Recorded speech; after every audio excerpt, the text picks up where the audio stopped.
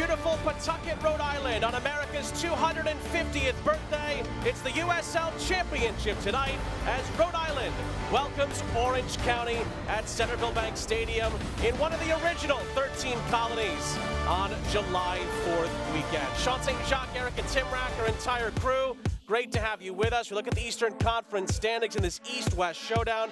Rhode Island have games in hand in the East at the start of this second half of the season.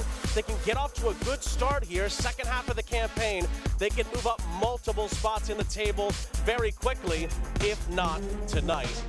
And Erica, they haven't played in quite a while, Rhode Island, but the last time they did play, they were away to Loudoun. They were fantastic. And what was so impressive about Rhode Island's performance against Loudoun was the variety in how they created chances. Scored off a long throw, found success in open play, and really punished Loudoun in those transition moments. Constantly getting numbers in the box, they were dynamic in their movements, and they were really clinical with their services in. Often it was the second, third pass that really found success for them in that 18-yard box. So many different players contribute to Rhode Island's success, but when they're at their peak, it always seems to be J.J. Williams leading the way. And he has really become the focal point of this Rhode Island attack. He just impacts the game in so many different ways. He's physical enough to occupy the center backs, he can stretch the line, and he's really intelligent with his movement to create space, not only for himself, but his teammates and the players around him. He's a big reason that this offense has really found their rhythm as of late. On the other side of things for Danny Stone's Orange County, something that maybe not many would have said at the beginning of the season. Orange County are in first place in the West going into the second half of the season. It's been the mix of the youth movement, there's no questions about that, but also the veterans in the team bringing the youth through and providing that beautiful mixture that's led them to this unbeaten run and led them to this success. Exactly, and it also has to do with their defensive structure. They're compact, they're organized, and they're really difficult to play through. They make teams go direct, go out wide, and it's just really tough to battle against them. Not only that, but they just manage game really well, and then they have just been absolute beasts on the road this year. They really have, and Liam McKinnon's been a big reason why. His experience, but also his output. He's the type of 9 that every center back hates to play against. He's strong enough to hold you off. He's quick enough to run behind and really stretch the line, and he always keeps back lines honest. He can do a little bit of everything. He can finish with both feet. He's clinical around the net, and OCSC will really need to find him tonight, especially in those transition moments. Just the second all-time meeting between Rhode Island and Orange County. Both teams have high expectations for the second half of this season and are hoping to kick it off on the right foot as we celebrate America's birthday along the way. Lineups and kickoff from Rhode Island are next.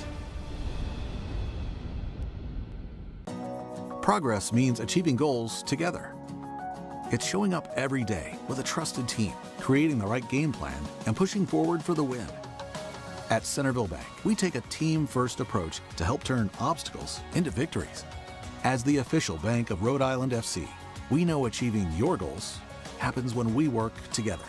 That's what we call progress on purpose. Centerville Bank. Progress on purpose. You may think the nicest moments happen once you've arrived at your destination. At Breeze, we think they happen all along the way. Yeah, let me grab that for you. That was so nice. Whether you're kicking back in Breeze Ascent or just enjoying time together in family seating, we take creating nice moments seriously, so you're ready for the rest of the journey ahead. When it's all over, the nicest moment might just be planning your next trip. Breeze. Seriously nice. At Ortho Rhode Island, we've built the future of orthopedic care around an important foundation, you. Our experienced surgeons and specialists offer the full spectrum of orthopedic care with leading-edge treatments and technology and a one-of-a-kind patient experience. From diagnosis to outpatient surgery, physical and occupational therapy, acute injury care, and advanced imaging, we make you the cornerstone of innovative care. To learn more or schedule an appointment, visit orthopedicsri.com. It doesn't matter what you ride to work as long as you leave your car behind. May is Bike to Work Month, and it's more rewarding than ever thanks to the Drive Less RI app. Whether you're pedaling to the office or cruising to class, earn rewards by logging your green trips. Download the Drive Less RI app today, or visit drivelessri.com to get started. And be on the lookout for our celebration stations in May. For more info, visit ripta.com/bike to work.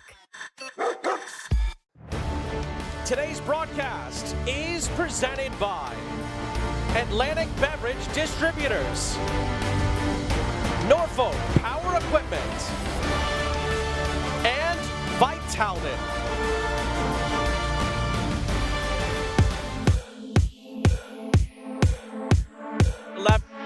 Rhode Island and Cano Smith. And Rhode Island coming out in a 4-4-2. Bacharach, Shapiro Thompson, and Holstead in that midfield tonight will be key. Them winning 50-50 balls and really just trying to control the tempo. And then pay attention to Quizera. He's been such a dynamic presence out on that wing. Hopefully will cause some havoc and really just test this OCSC back line. On the other side of the coin for Orange County and Danny Stone, 4 road wins already this season. That's more than double they had all last year. Here's the starting 11. And Orange County matching there with a 4-4-2 as well. So Lise will likely play in that pivot role for Orange County. Him getting on the ball and help breaking that initial pressure from Rhode Island will really be important tonight. And then just finding that outlet pass, whether it's Johnson, McKinnon, understanding where the space is, when to play a little more short and when to go a little more vertical will be key for them tonight.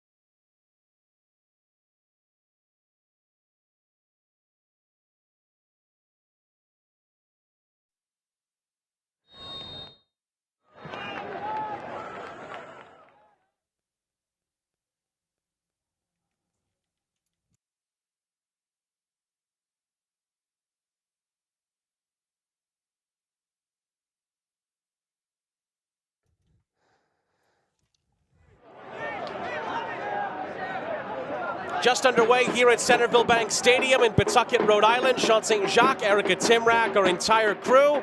Happy 4th of July, everybody. Great to have you with us. Rhode Island out of the Eastern Conference of the USL Championship, taking on top of the Western Conference, Orange County, who have had the best start to any season in the club's history.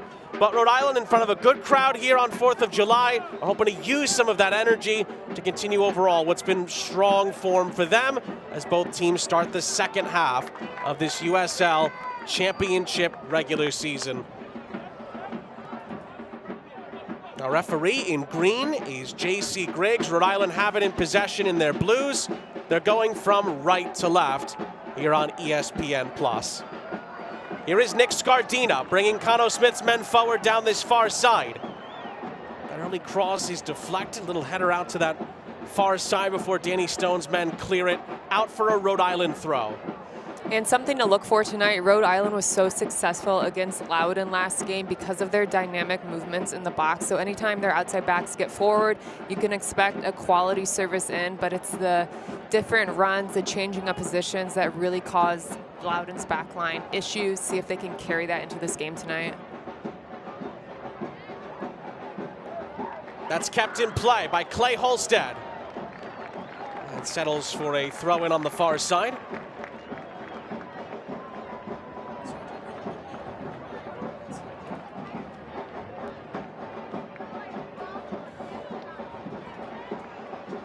Just the second all-time meeting between Rhode Island and Orange County, September 14th, 2024, towards the end of Rhode Island's inaugural season.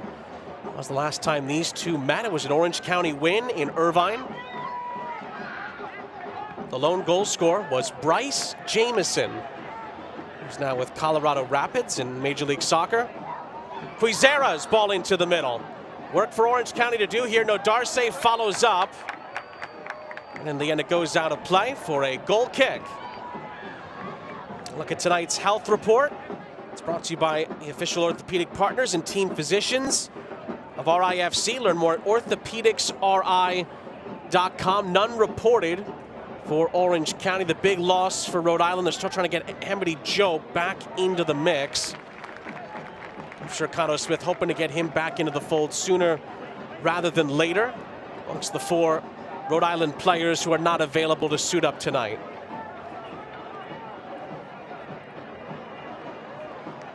No, Darce, along with Quizera, trying to put more and more pressure on Orange County. Back out for a goal kick. We look at keys to RI success tonight, brought to you by Flood Ford. We start with Rhode Island trying to put their experience first. Age before beauty, and Rhode Island are going to try and dirty this game up and just use their experience in the league and their more veteran type players to really just control this tempo and make it hard for OCSC to really play out. And you can see they're doing it right now. They're coming into challenges really hard. They're making it hard for them to build out of the back. If I'm OCSC, I'm thinking we might have to go vertical, especially in the first 5-10 minutes, to really just open space up for them. For Orange County, Danny Stone mentioned that verticality. He also mentioned being compact and disciplined defensively. And that's a huge part of their identity, and it's why they found so much success, especially on the road. They make it really hard for teams to play through. They don't like to have the other team's opponent midfield get on the ball. So if they can keep that structure tonight, it's going to go a long way, especially against a Rhode Island side that's dynamic and have a lot of firepower in that attack. If they can drop, condense, and just make it really hard to play through, then they'll be in good shape for this game. We mentioned it earlier, 4 road wins already for Orange County. That more than doubles what they had away from home last season to this point in this season. They're off to the best start in the club's history, unbeaten in their last 5. The 4-2 win away to Miami last time out. But Rhode Island are very good here at Centerville Bank Stadium. They've only lost once here all year in the league. And some of the better teams, not just in the East, but in general, have come here over the years and really, really struggled. So something's got to give as far as the home field advantage is concerned, up against a team that's just been so solid away from home. And Orange County have had to be away from home so often because the U.S. men's national team are training at their facilities in Irvine for the World Cup. And of course, Danny Stone's men have picked a good time to be road warriors during that stretch. 100%, and I think that just speaks to their ability to face adversity and not get caught up in logisticals or anything like that, because it's one thing to be a good team at home, but to be a good team on the road takes grit, it takes mentality, and I think it just speaks to how consistent they've been, and they have that to fall back on.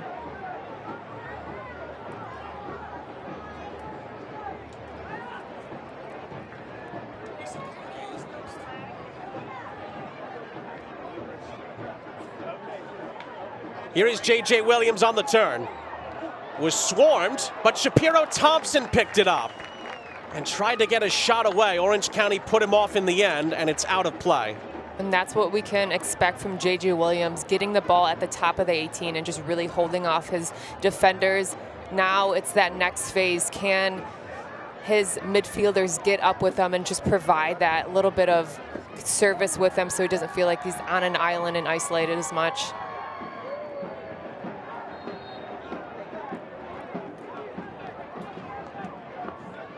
It's going to be a free kick for Orange County. Follow RIFC on social media for exclusive content, behind-the-scenes access, club news, and the best moments from the season. Follow Rhode Island FC on Instagram, X, Facebook, and TikTok today.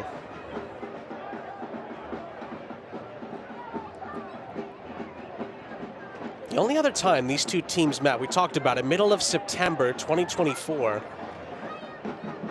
Orange County won the game. It was around the time, actually, that Danny Stone took over as the Orange County head coach. Both teams finished that regular season incredibly well after that. Rhode Island went all the way to the final, as many remember. Orange County nearly went to a Western Conference final, losing in the second round away to Colorado Springs, the eventual champions, in extra time. And just like that year, both teams will hope that they will have very strong finishes yet again going into the playoffs.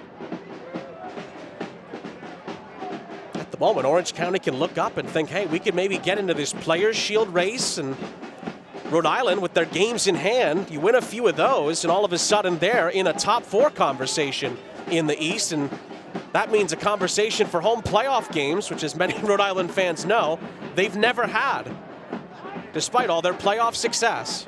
And that would be so big for the club. And not only that, but I always think it's best to catch your momentum at the later half of the season. You really are able to hone in on those principles you've built. Here is Bacharach. Pitsy Rodriguez quickly swarmed, and Orange County wins it back. And then Clay Holstead takes down Usman Silla. J.C. Griggs presents Holstead with a yellow card. And listen, you never want to get booked on a yellow, but I think this is the right foul right here. Anytime Silla gets the ball, he's so good at being on the half turn and that explosiveness. Holstead didn't really have much of an option. He knows that once he breaks free, it's just green grass, and they're so dangerous on the counterattack that I'm taking that card every day from him.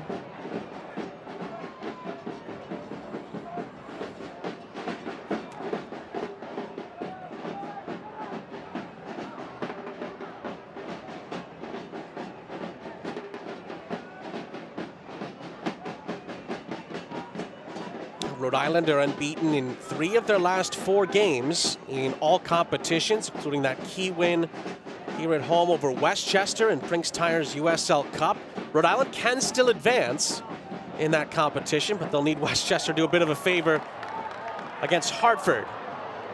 That'll be later this month, July 11th, as Rodriguez couldn't fit that through. Oh, another very heavy attempt at a challenge there. Looked like that was Holstead on the yellow, but he missed it completely.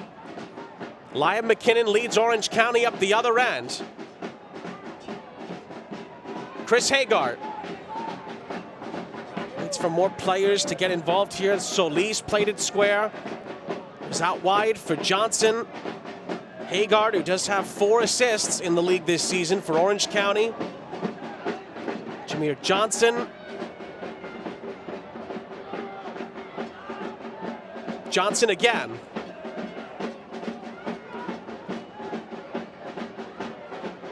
Nico Benalcazar. Goes all the way back for Garrison Tubbs, who has forged a really strong center-back partnership with Tom Brewitt. Danny Stone was really glowing about the two of them in his thoughts earlier this week and how important they've been, obviously with their defensive output, but they've been 2 of the leaders on this team. And when you have so many teenagers in and amongst the ranks for Orange County, having players like them and Kelly and Hagart and others are very, very important. Chota tried to feed that into the middle for Orange County. First touch for Koke Vegas off his line for Rhode Island.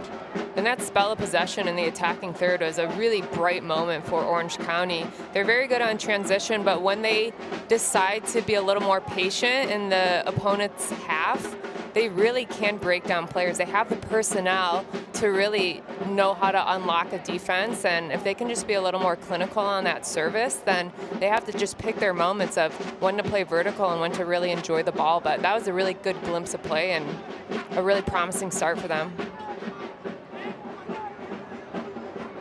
Here is Quizera, who continues to shine for Rhode Island this season. Lovely little take there from Nodarse to open things up for Rhode Island. And then Nodarse tried to cross it into the middle, maybe put off slightly by Chota. It's going to be a goal kick for the visitors.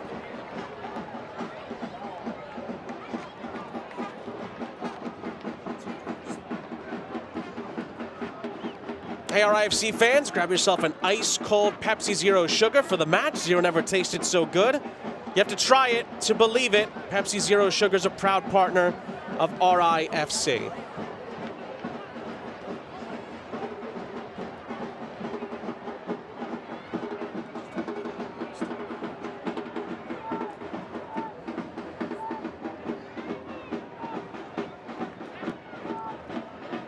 Solis Became the third youngest goal scorer in the USL Championship this season. Last time out, away to Miami. As a matter of fact, Orange County have two of the youngest goal scorers we've seen in the championship this season. Solis is the third youngest, and Tyson Espy was the youngest player to score in the league for Orange County. Amongst all the players in the league, he was the youngest earlier this season. That was a winning goal as well. Help keep the early Orange County momentum moving. And I think that just speaks to this club and their identity to develop players, and it really shows when you have young players on a team, but ones that can actually thrive and hang in this league and really produce, score goals. It's a really important step for this Orange County side.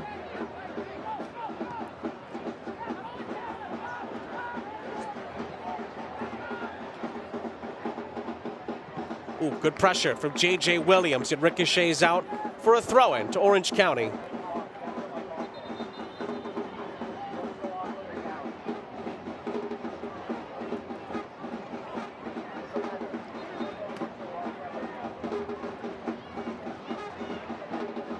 Throw-in's going to be from Nico Benalcazar, who's had a couple of different moves in his career.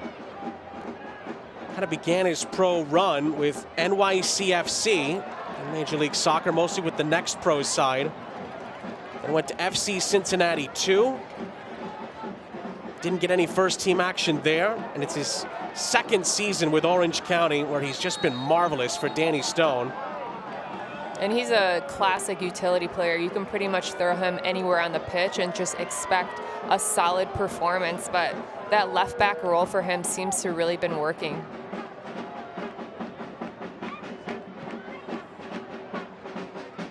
The switch of play is well read by Nodarse, another versatile player for Rhode Island. Orange County quickly put it back into play.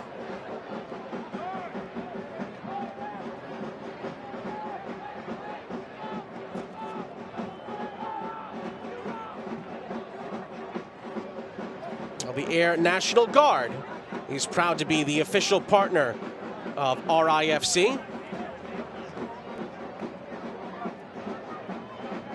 Of course, we're keeping an eye on scores from around the league as well on this 4th of July Saturday night. Already a couple of interesting results. One that's gone final from earlier today, Indy 11 beating the Charleston Battery by 2-0. Huge win for Sean McCauley's group. And a game that's got about 5 minutes left in it in St. Petersburg at Al Lang. Lexington leading the Tampa Bay Rowdies by 3-1. That would be a huge win for Mac Hemi's group and could just be the second loss that Dom Casciato's Rowdies have taken this season. And both of them will have been at home if that holds up.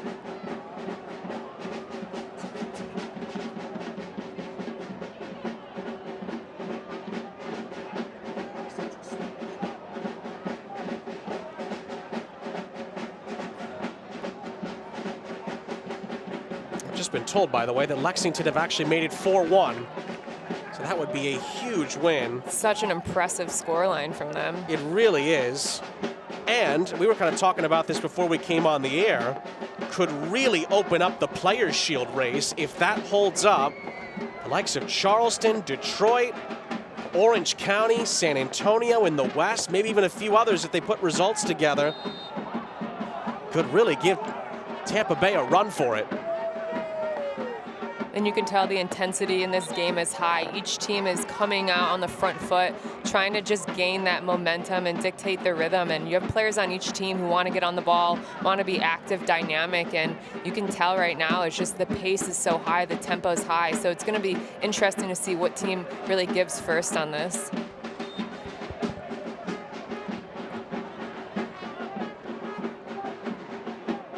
Stephen Kelly stands over this free kick for Orange County and threads the needle beautifully for Chris Hagard. Tried to stand it up into the middle. Rhode Island do eventually get it clear. It's then hooked back towards the edge of the area. Header towards Shapiro Thompson. He's dispossessed. Usman Silla spinning to try to find a teammate. Eventually checks it back down to Kelly. Kelly whips in a lovely ball. Oh, and the header is saved by Vegas with maybe the aid of the frame as well.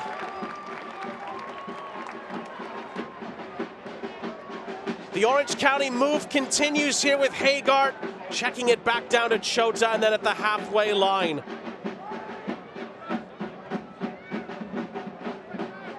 Tough to tell if Vegas saved that, but it definitely hit off the crossbar either way. And what a ball in from Kelly. I mean, he whipped that into that back post perfectly.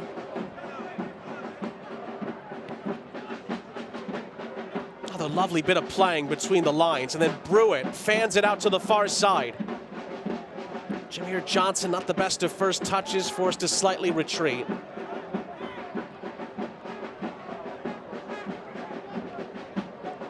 Something that Danny Stone was talking about earlier this week, the Orange County coach. So we treat the young guys just like everybody else. They've got to earn their opportunity, and they have the same expectations as the guys who have been around the block time and time again. And my goodness, is that mindset paying big dividends for this Orange County team. And he reminded us earlier this week as well, Orange County have always been about developing good, young, talented players and having them take the next steps in their career. This might be one of the best showcases of that Orange County's ever had in the club's history, and that's saying something.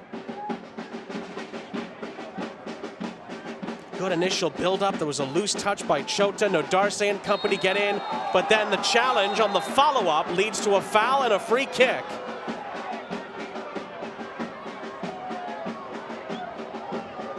Oh, and J.C. Griggs is going to book Pizzi Rodriguez for the challenge as well.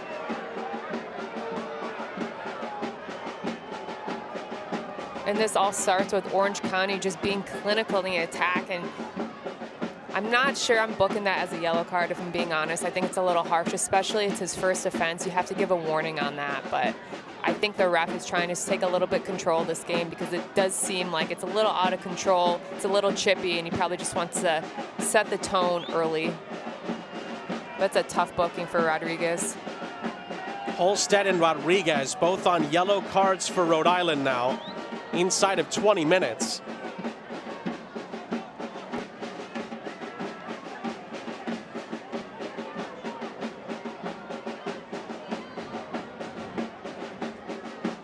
A lot of times referees will say that there's sort of a difference between accidental contact and then what is reckless contact. I don't know if that challenge reached that yellow card status that you had just alluded to earlier. No, and it didn't seem like it was malicious or intentional. I just think it came in a little late. So a harsh booking, but I guess eye for an eye. They each have a yellow now.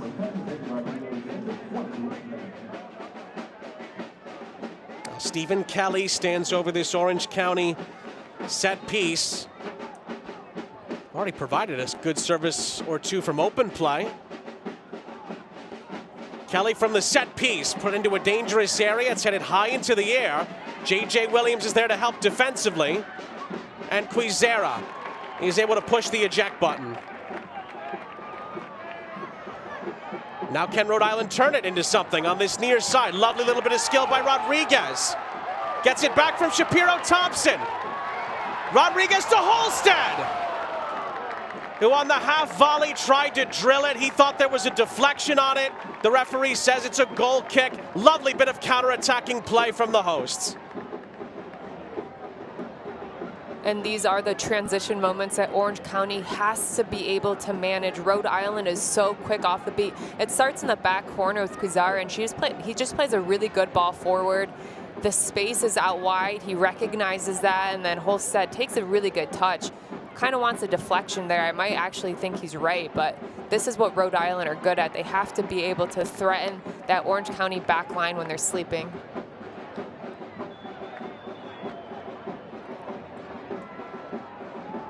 Proudly outfitting RIFC, Capelli Sport is your global game changer for premium kids gear and innovation on and off the field.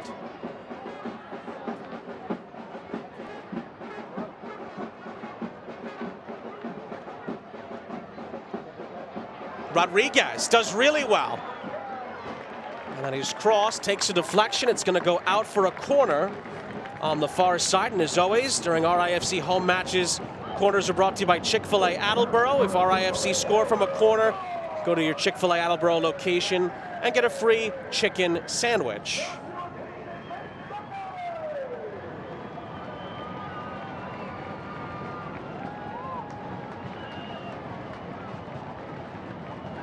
It will be Jojea Quizera to provide what would appear to be an in-swinging option from the corner, although Shapiro Thompson is nearby as well. And you can tell they're going short or pretending like they're doing that to try and draw out Kelly and just open up that near post area.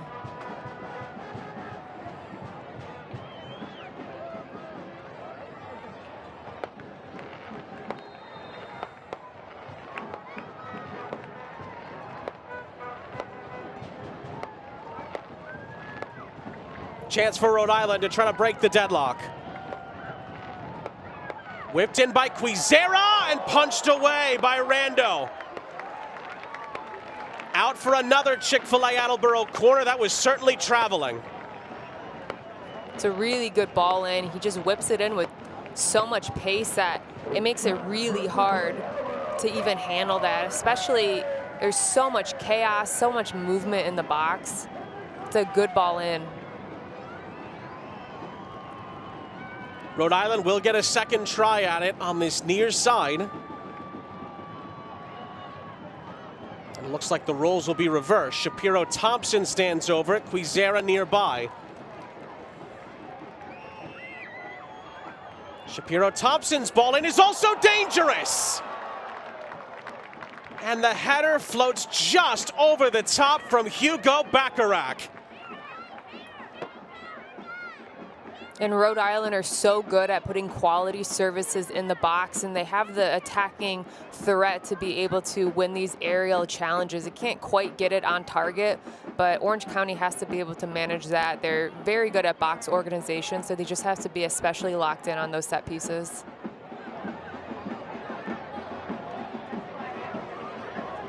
Orange County thought about playing out. Brewitt goes over the top, but Rhode Island wins the ball back very quickly here. Holstead. Oh, J.J. Williams tried to chop it back, lost his footing at the vital moment.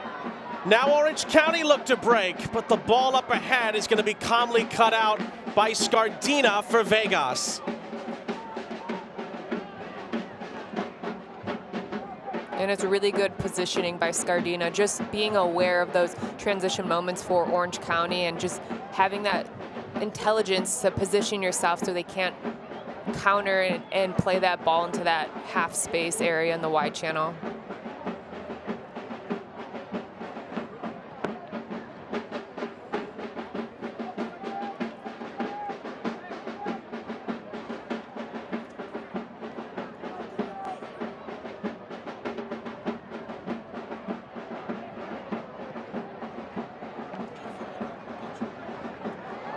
A lovely bit of build-up here. It's Bacharach chopping it back.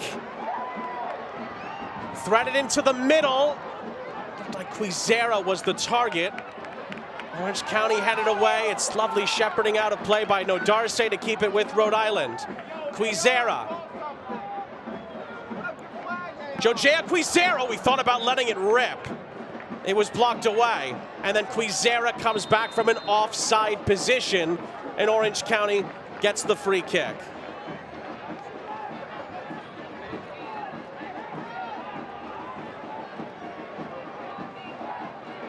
Alfonso with the equalizer. Holstead finds Leo Alfonso.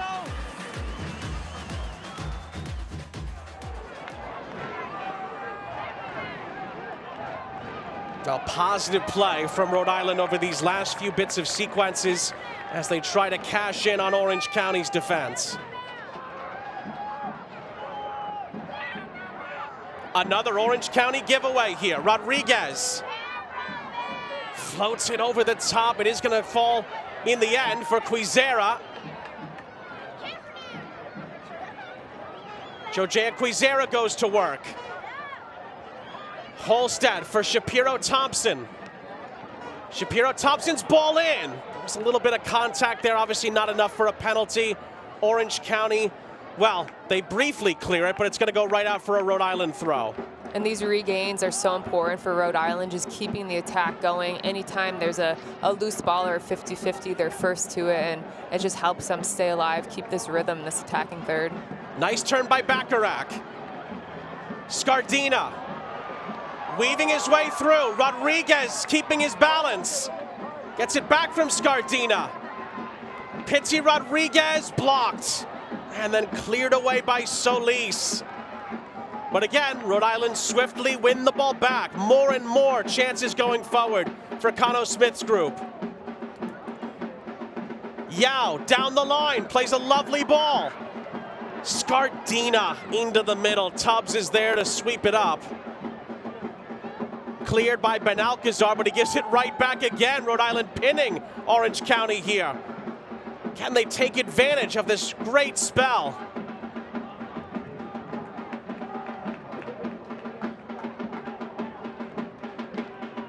All the way back for Grant Stoneman, who just make his 150th regular season appearance in the USL Championship tonight. That's threaded through for Williams. But it's going to be touched out for a Chick-fil-A Attleboro corner for Rhode Island.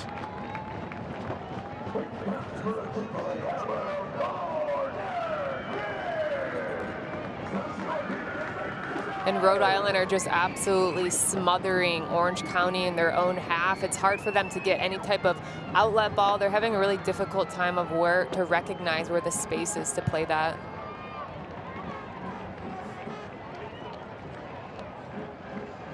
And it's Quizera.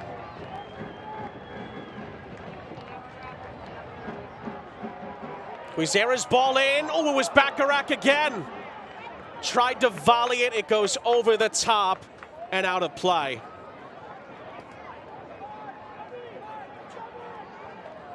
Well, it gives us time to tell you that High Noon's quality is second to none, formulated with real spirits, juice, iced tea, no added sugar, and natural flavors. High Noon is the perfect drink for any occasion.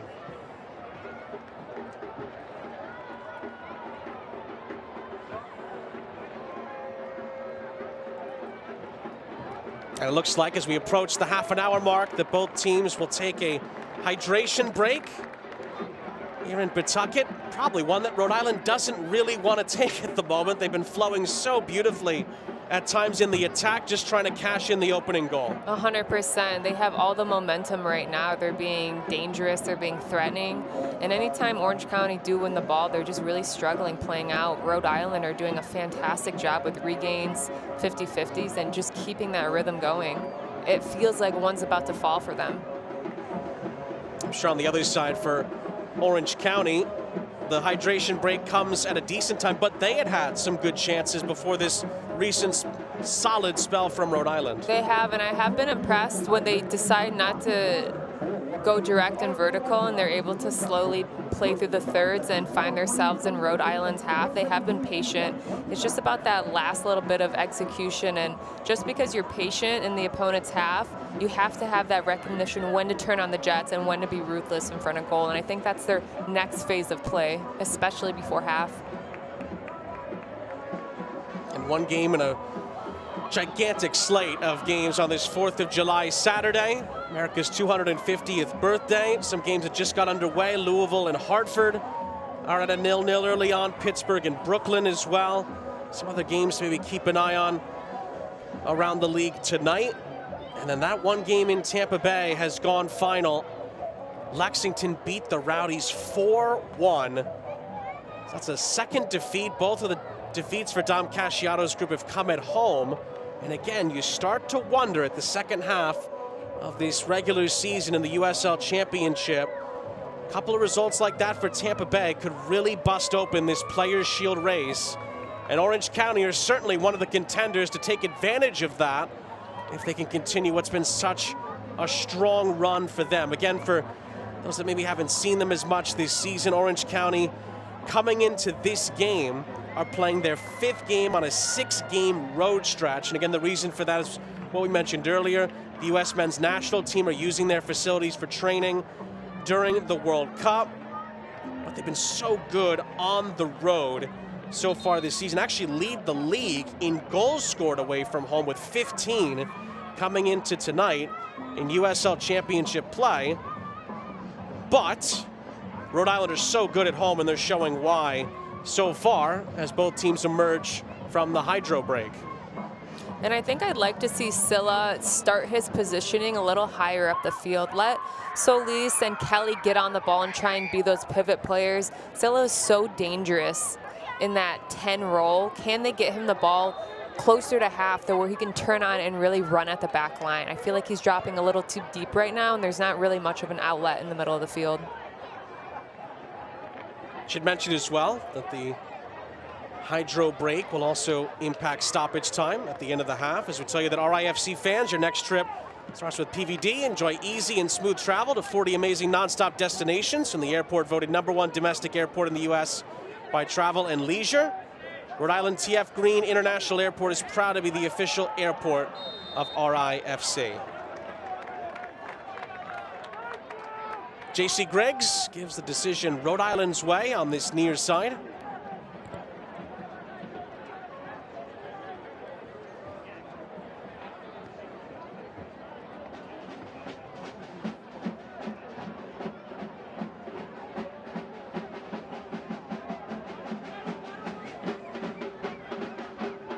Here is Stoneman. Wonderful milestone for Grant Stoneman to hit 150 regular season appearances. Reached tonight in the USL Championship. He's been such a key cog everywhere he's been in his career. Anytime you ask Cano Smith about Grant Stoneman, he always talks about how he's one of the most important players within the team and one of the leaders of the group as Rhode Island wins yet another Chick-fil-A Attleboro corner. And it's so important to have a player and a veteran like that in your back line, somebody that you can rely on time in, time out. And it's one of the hardest traits to be consistent in the pros, and he just does it with such grace, and you can just count on him for a solid performance game in, game out.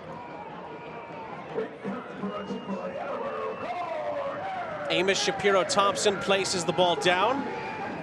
One or two words from the referee to Stoneman and others inside the 6. Most of the Rhode Island players are on the edge of the penalty area, just out of view at the moment. They'll be crashing now as Shapiro-Thompson plays this in, and Rando punches clear and away. Only as far as Scardina. Scardina back into the middle, Bacharach. Rando ended up dropping that. You wondered if the whistle was going to go there. It did not. Play continues. It's out for a Rhode Island throw, taken quickly. Shapiro-Thompson, lovely, dashing past 2 defenders here. Shapiro-Thompson pirouettes on the byline. Finds Quizera. Quizera for Shapiro-Thompson, lovely link up in between tight quarters here. Quizera looks for an opening, instead checks it back down and forces Stoneman over the halfway line. Scardina. Rodriguez. Shapiro-Thompson. Holstead out wide. Cross into the middle. Oh, just needed a touch. It was just out of the reach. And it goes out of play. And this is exactly what Rhode Island need to do to be successful. What a lovely ball across that 6-yard box. It's so dangerous for a back line to try and clear that. Rhode Island have to be a little more clinical there. They have to get on the end of that. You're not going to ask for a better ball from that.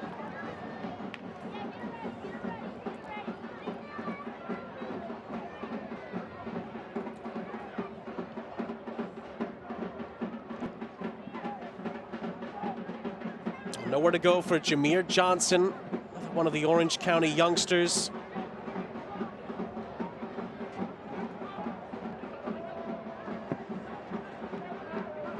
Again, it's been a really strong, dare I say, dominant spell from Rhode Island, but they've not been able to break through yet. Handball. The New England laborers are training the workforce of today that will build our tomorrow with state-of-the-art training facilities across Rhode Island, Massachusetts, and Connecticut. You'll be equipped with classroom and job site knowledge to start a rewarding career in the construction industry. Build your future with the union that built Centerville Bank Stadium, your home of RIFC.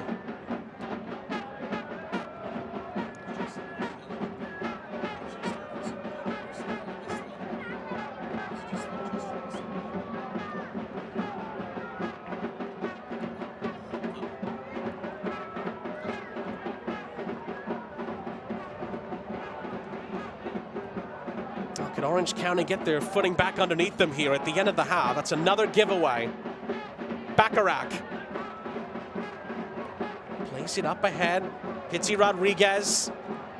Scardina joins in. Holstead. 2 men on him. Plays another lovely ball to the edge of the area. Shapiro Thompson unleashes, but it's blocked. Shapiro Thompson picks up the pieces again. Does so well again in tight quarters. Give and go with Scardina. Shapiro Thompson's ball into the middle. Headed away. And Alcazar linking up with Johnson. Up ahead. Usman Silla trying to lead Orange County up the other end. Does have a couple of teammates on either side. Silla keeps on going here. Tried to switch it for Hagar. Good step defensively by Nodarse. Here come Rhode Island again. Bacharach for Quizera. Quizera gets there. Oh, was held back. Held back by Chota. And he's booked with a yellow card, the first for an Orange County player.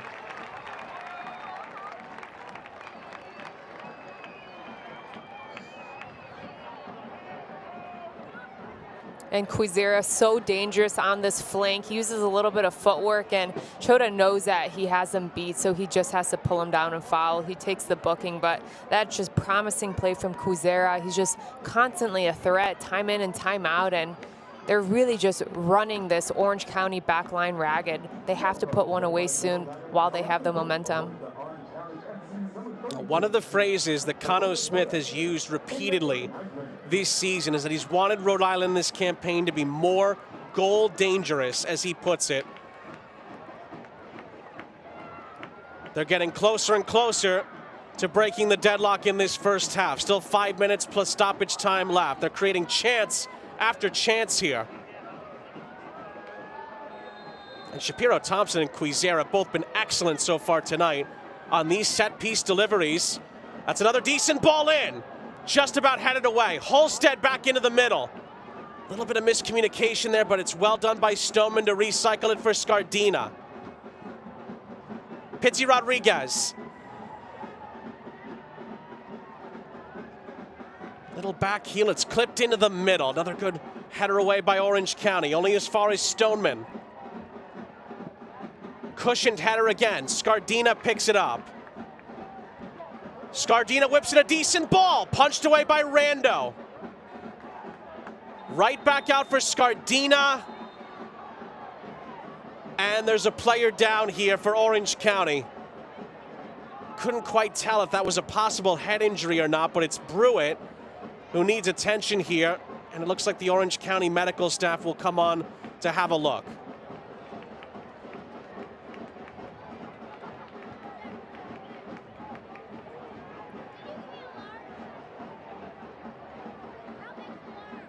Speaking of players who are just about irreplaceable amongst teams in the USL Championship, Tom Brewitt is just that in this Orange County back line. That will concern Danny Stone that he's down at the moment as we look at the last sequence.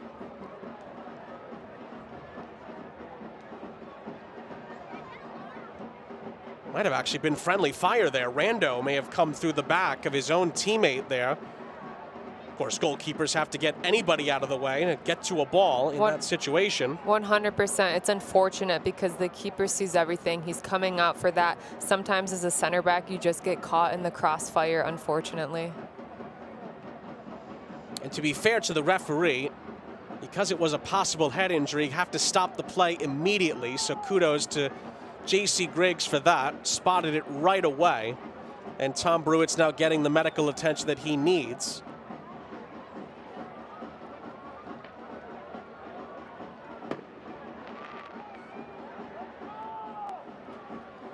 And Danny Stone in Orange County, of course, mull over a potential plan B here.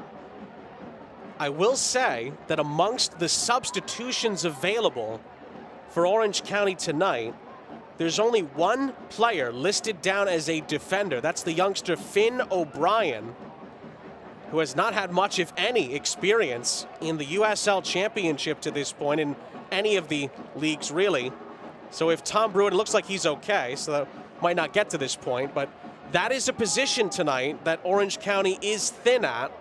And it'd be a tough role to fill, especially as a rookie coming in against a Rhode Island side who are constantly just coming down their throat every play, suffocating them and just getting service after service into the box. One thing I should add to that, and we talked about this earlier, you do have other players that are currently out there for Orange County that could slot in to a center back spot. The prime candidate for that would be Nico Benalcazar, sort of shifting into that center back role, and then maybe you could plug somebody in at that outside back. 100%. I think he's the perfect player for that. You can kind of count on him, especially in an important center back role. You have to put someone back there that you can trust. Now, the Rhode Island Lottery is proud to be an official partner of RIFC as we wait to see what happens with Brewitt. Orange County do put the ball back into play. Of course, we'll wait to see on stoppage time, but because of the hydro break, the Brewitt injury stoppage, there could be a decent chunk of time added on here at the end of the half. A half that hasn't been totally one-way traffic, but it feels like it has been for at least the last 20 minutes or so. Orange County had gotten off to a pretty good start, first 10, maybe 15 minutes. But since around that time, it has been all Rhode Island. They just haven't been able to break through. But we have to remember, Orange County does a really good job at absorbing pressure. They're weathering the storm right now. They haven't conceded any goals, so this is what they're known for. They can manage games. They can get a late goal. Holsted's long throw. Oh, it bounces a couple of times in the area. It's an overhead kick from Frank Nodarse that just goes wide of the target. You wondered for a moment where that was going to end up. In the long throw, how they scored last game against Loudoun, and I'm never going to complain about a cheeky little bike, especially from an outside back. If that's on target, it might be a different story, but you got to love the attitude with that. And in a game like this, you have to try whatever you can to try and get it in the back of the net, especially when you have the momentum, you have the rhythm. Well, as we had surmised, 6 added minutes still to go at the end of the half. Here come Rhode Island once more. Scardina. Run down by Silla. Great backtracking defensively there. Amos Shapiro-Thompson feeds Scardina again. And he wants more movement. Finds Bacharach. Midway through the Orange County half, Quizera to the byline. It's going to be double teamed here. Trying to work his way out of it. Oh, he feeds the ball through there. Quizera was taken down. Play continues. Edge of the area. Hugo Bacharach. Clay Holsted. Scardina. A bit of a team effort in the end. Rando saves. And this is too easy for Rhode Island. Quizera had 2 defenders on him, and he was still able to break free. I think they have to be a little bit more ruthless on defense and throw their bodies in there a little more. You should never have a 2v1 situation and the player get out from that.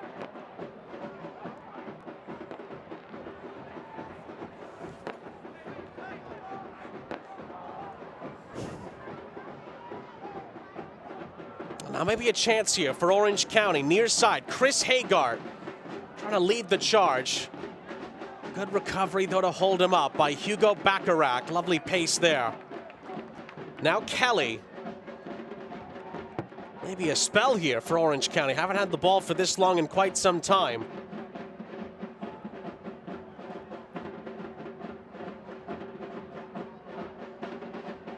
Now they feed it through that tight corridor. And then the switch onto this near side is off target and out for a throw. Well, enter the Prinks Tires USL Cup Game Day Sweepstakes for a chance to win a prize pack with up to $2,000. Scan the QR code on screen to enter today.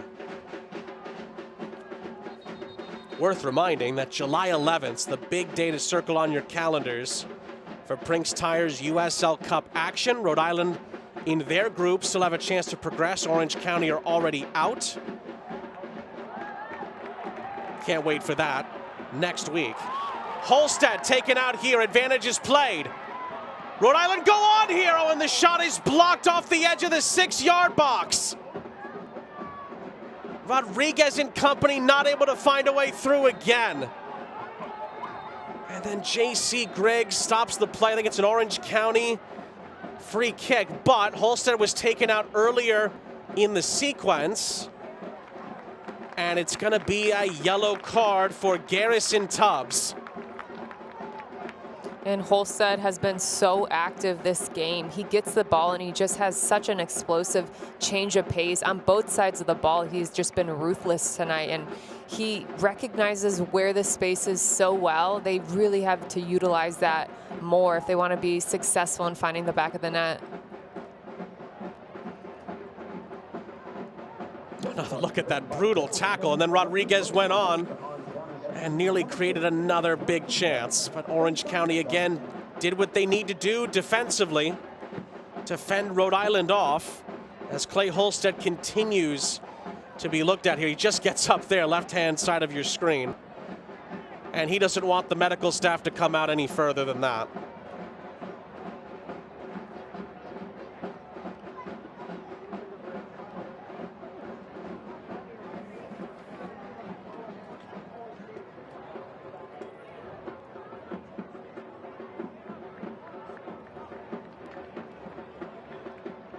We talked about games to look forward to in Prinks Tire's USL Cup.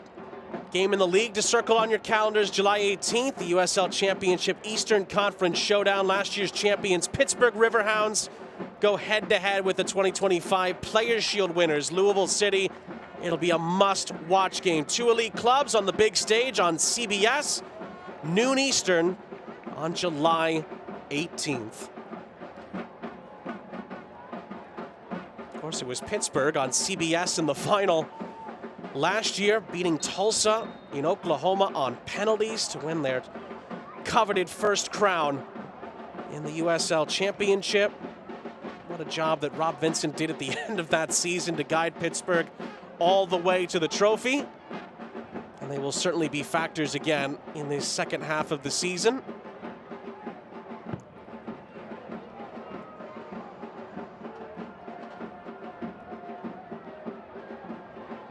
Of course, one of the teams, and I apologize in advance for saying this, but one of the teams they beat was Rhode Island en route to the final.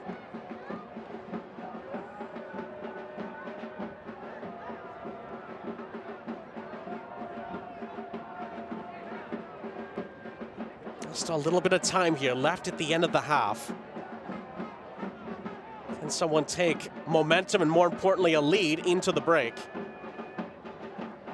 Ben Alcazar, not many options, forced to play it square for Brewitt.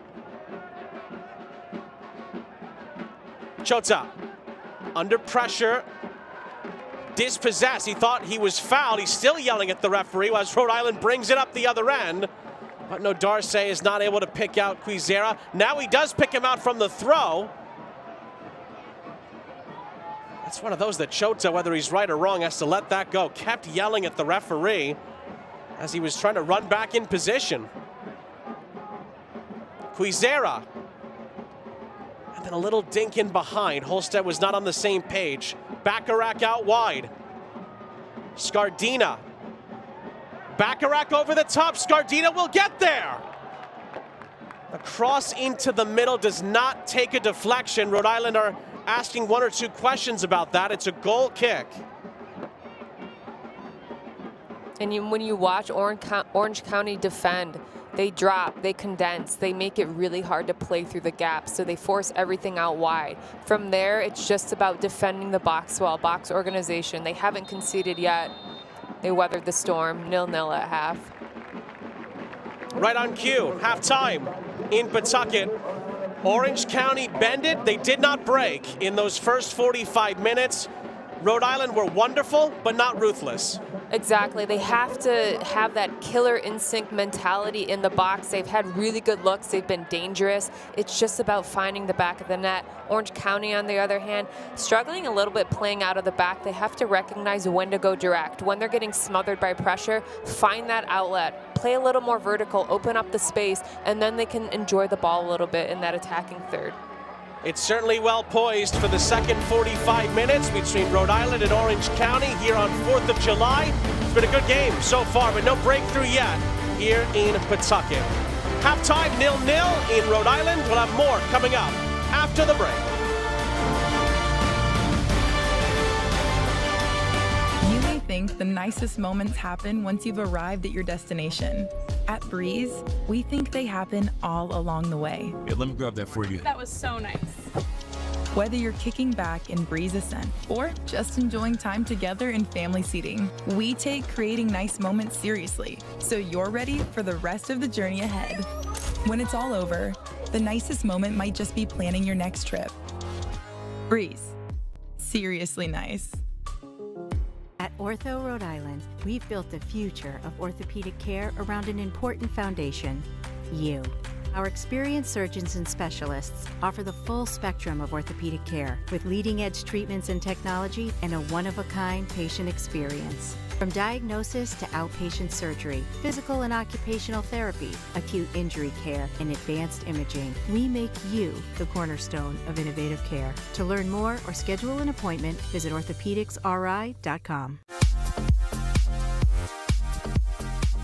It doesn't matter what you ride to work as long as you leave your car behind. May is Bike to Work Month, and it's more rewarding than ever thanks to the Drive Less RI app. Whether you're pedaling to the office or cruising to class, earn rewards by logging your green trips. Download the Drive Less RI app today, or visit drivelessri.com to get started. And be on the lookout for our celebration stations in May. For more info, visit ripta.com/bike to work.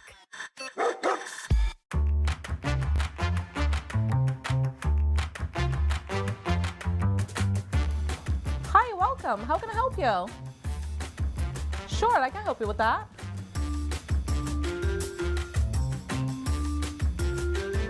How would you like to make the deposit today? Cash or check?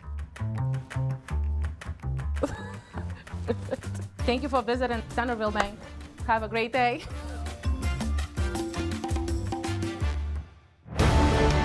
Halftime is presented by Gem Plumbing, official partner of RIFC. Halftime break here in Pawtucket, 0-0 here on 4th of July between Rhode Island FC and Orange County. We'll have more coming up in just a moment. But first, we throw it over to Cooper, RIFC's kid reporter, for the word on the street. We're gonna go around interviewing some fans. What's your favorite part about being here? What's your favorite part about being a kid? My favorite part about being a kid was going to Disney with my family every year. Playing outside with my friends. Playing soccer, 100%. My favorite part about being a kid was not having responsibilities. We have responsibilities. I really like watching cartoons. What's your favorite? Scooby-Doo. I really like Scooby-Doo. Drumroll. The team store. What should people buy for the store today? People should buy the new goalie jersey that came out. These are the new goalie kits that came out a week ago. Come on. These are the kits, like the new kits. These are the away kits. I think these are the new goalie jerseys.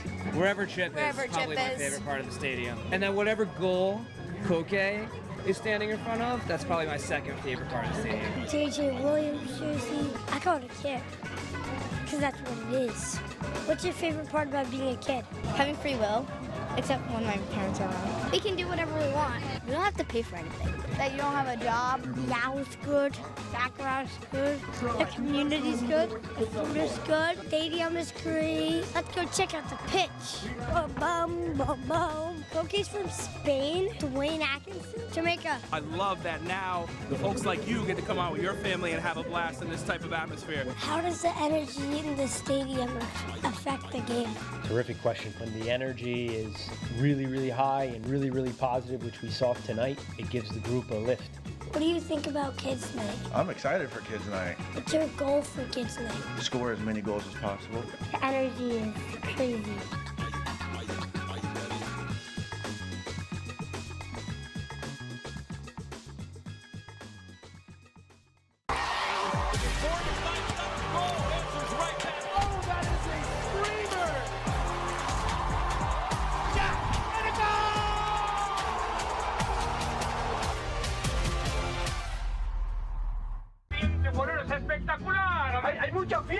Hay sed de revancha, doctor. Pero falta gol, estamos a esperar a un gol.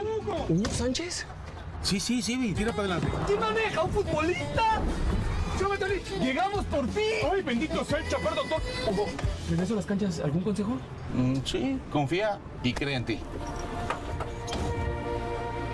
¡Ey! ¡Pasa al norte! A donde me dé la oportunidad, pero listo para dar el paso. ¡Listo, vamos! Last season, Louisville City won the prestigious Player Shield, the top team in the USL Championship. But the Pittsburgh Riverhounds took home the ultimate title. Pittsburgh Riverhounds and Louisville City. Saturday, July 18th at noon Eastern on CBS. Pain doesn't care who you are or why you hurt, but pain can be mastered if you know the way. Fight back with Tiger Balm's legendary herbal power. Trusted for over 100 years.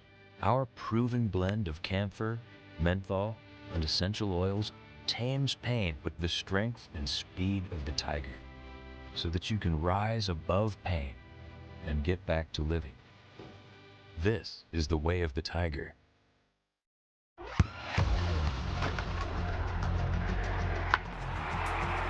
We all have goals. But let's be honest.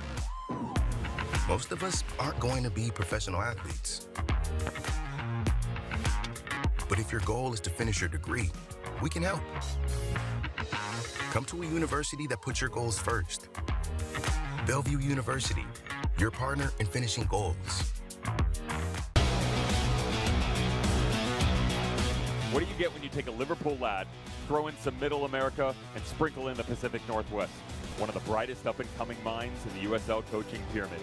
Head coach of League One club Spokane Velocity, Lee Viedman, joins the show to talk his organization's early success, long-term sustainability, and how year 3 could finally see a star thrown above their crest. This is USL All Access, available exclusively on the USL YouTube page. Progress means achieving goals together. It's showing up every day with a trusted team, creating the right game plan, and pushing forward for the win. At Centerville Bank, we take a team-first approach to help turn obstacles into victories. As the official bank of Rhode Island FC, we know achieving your goals happens when we work together. That's what we call progress on purpose. Centerville Bank. Progress on purpose. It is halftime in the USL Championship. Time to get you caught up on the headlines this week. I'm Dan Lucas inside the USL studio. Orange County did it again last Wednesday, a 4-2 victory at Miami FC.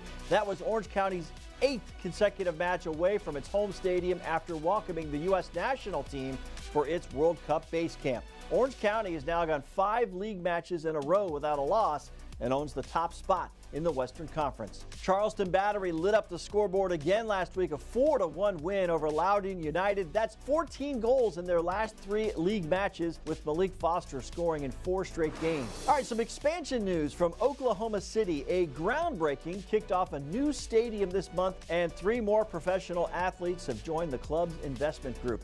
The NBA's Jalen Williams, NFL quarterback Baker Mayfield, and Olympic gold medalist Sydney McLaughlin-Lerone are now part of the group with an eye on kickoff in 2028. Upcoming national spotlight games in League One and the Championship. The USL Cup finale between San Antonio and Chattanooga on ESPN2. Then a pair of matches on CBS Sports Network. Sporting Jacks and Pittsburgh on the 15th, followed by AC Boise and Portland on the 17th. And then, of course, the big one on CBS Saturday the 18th. Pittsburgh hosting Louisville City. This is the USL Halftime Update. Let's get you back out to your match.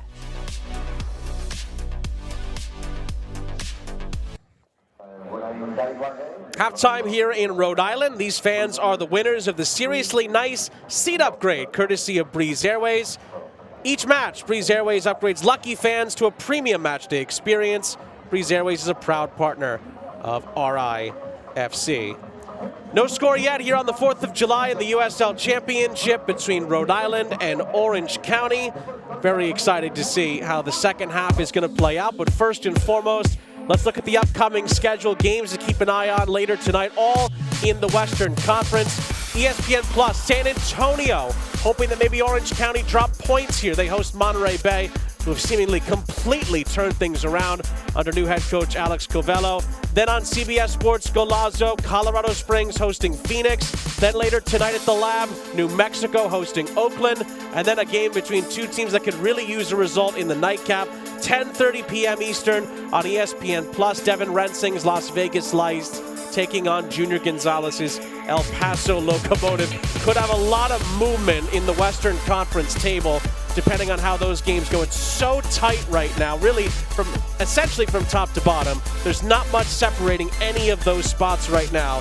So those are all games to keep an eye on later on tonight.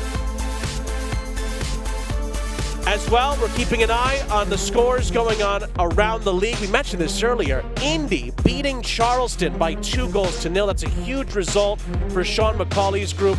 Even more so than that, Lexington go to Al Lang, and not only did they beat the Rowdies, they wiped them out. A 4-1 win for Mac Hemi's group. 0-0 between Pittsburgh and Brooklyn. 0-0 between Lou City and Hartford. We'll keep you up to date on those scores and others as the action continues on. We'll take a break here in Pawtucket, 0-0 in Rhode Island. When we come back, first half highlights and stats, and then the second half kickoff. At Rhode Island, we've built the future of orthopedic care around an important foundation: you. Our experienced surgeons and specialists offer the full spectrum of orthopedic care with leading-edge treatments and technology and a one-of-a-kind patient experience. From diagnosis to outpatient surgery, physical and occupational therapy, acute injury care, and advanced imaging, we make you the cornerstone of innovative care. To learn more or schedule an appointment, visit orthopedicsri.com.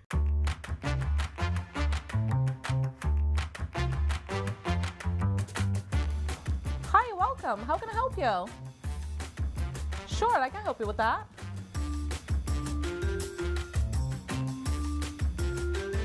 How would you like to make the deposit today? Cash or check? Thank you for visiting Centerville Bank. Have a great day.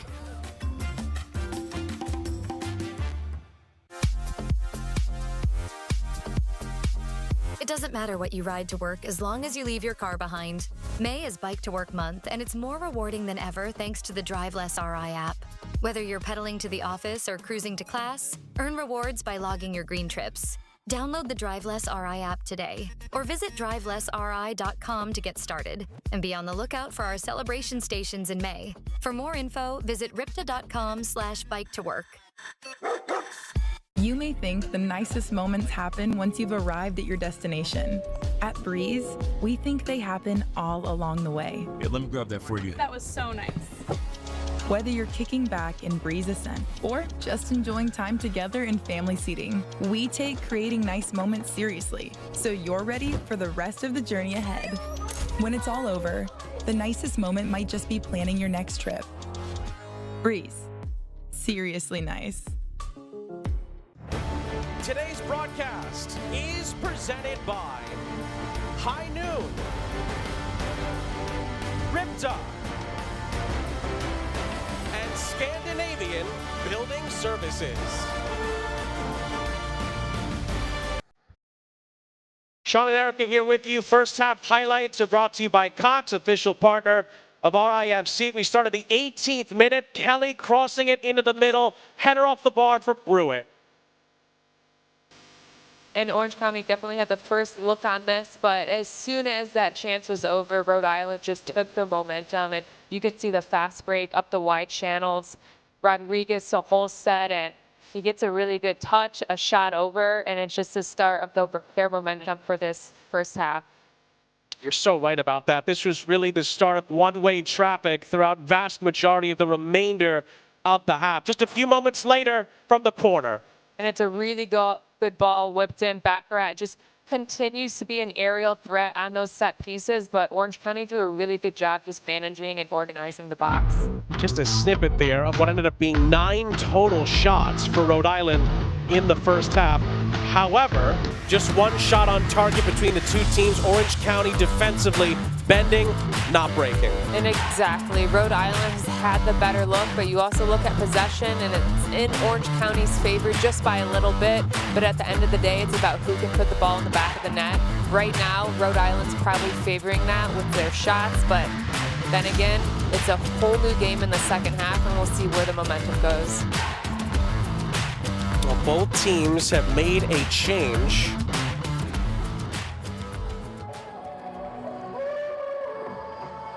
Let's start with the Rhode Island change. Leo Afonso comes in for Clay Holstead to get an extra attacker on the field. You also take a yellow card off the ledger for Cano Smith and Rhode Island.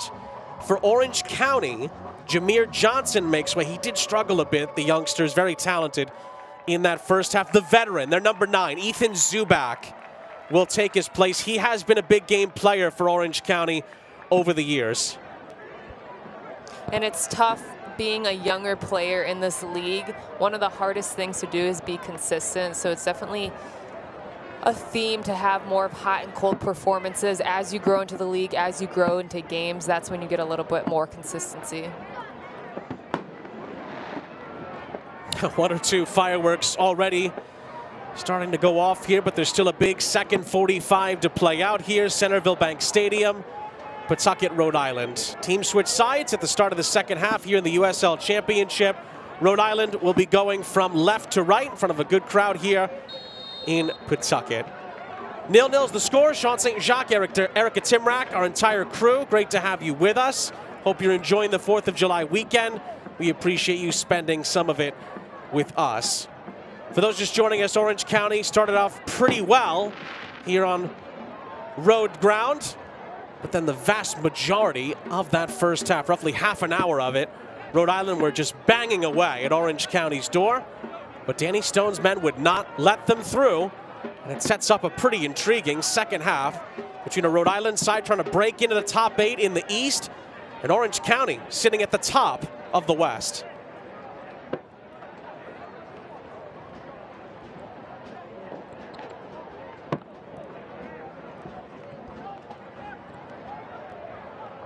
Similarly to what we saw in the first half, another quick regaining of possession from Rhode Island. Bacharach is fouled. Rhode Island free kick as our referee J.C. Griggs is quickly on the scene.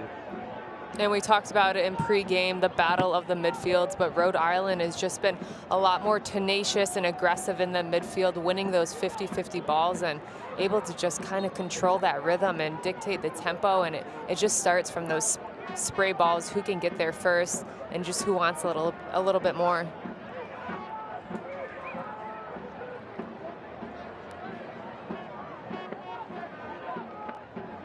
We said this a bit in the first half, but part of Rhode Island's really strong attacking play has been the deliveries on these set pieces from Quizera and Shapiro Thompson, who've been excellent so far tonight, both of them. What can they conjure up from this particular moment?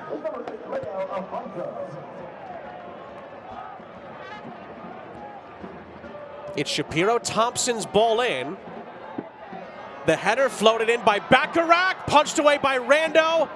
Afonso's overhead kick looking for Williams. Brewitt wins the header for Orange County. And then a foul allows Orange County to find an escape route after that.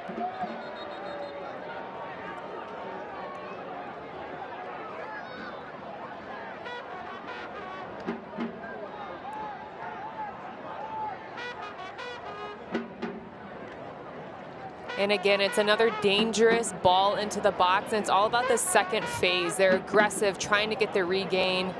Orange County's able to win the foul, but they have to be aware of that. They have to be a little bit more aggressive, clear the ball, find that outlet, and really just relieve a lot of that pressure. That was Afonso committing the foul. Leo Afonso has scored 3 times in the league so far this season, his first year with Rhode Island. Here is Pity Rodriguez out wide. Quizera. Back for Rodriguez, who tries to return the favor. Good step by Tom Brewitt, although then he gives it away to Nodarse. Nodarse to the byline, turns around. Finds Pizzi Rodriguez. Rodriguez lays it off. It's Hugo Bacharach. Pulled out his hammer, but sends the shot just wide of the target. And Bacharach continues to look dangerous. The way to pass allows him to hit this one time, and it's such a good look. He just tries to sneak it in that near post, but hanging around that top of the 18 area, that's where he's going to be dangerous. He's been an aerial threat on set pieces. If he can start shooting a little more outside of the box, you got to think one's going to fall for him soon. Again, Rhode Island's repress, excellent. They nearly win it back, well, for the umpteenth time, really. And Orange County eventually retrieve and clear, but again, Rhode Island right there. But Orange County can take advantage of that, especially Rhode Island throwing numbers forward. The space is in behind. They have to be able to stretch the game a little bit more.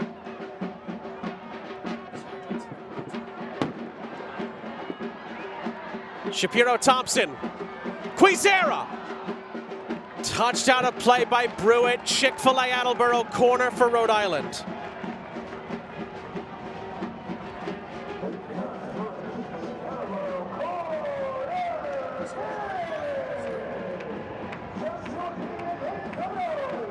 Shapiro Thompson and Quizera have just been ruthless on that wing. The rotation between the two, the combination play, they're just absolutely going at this Orange County back line. 5 minutes into the start of the second half, another set piece opportunity for Rhode Island. Shapiro Thompson's ball, it is headed in!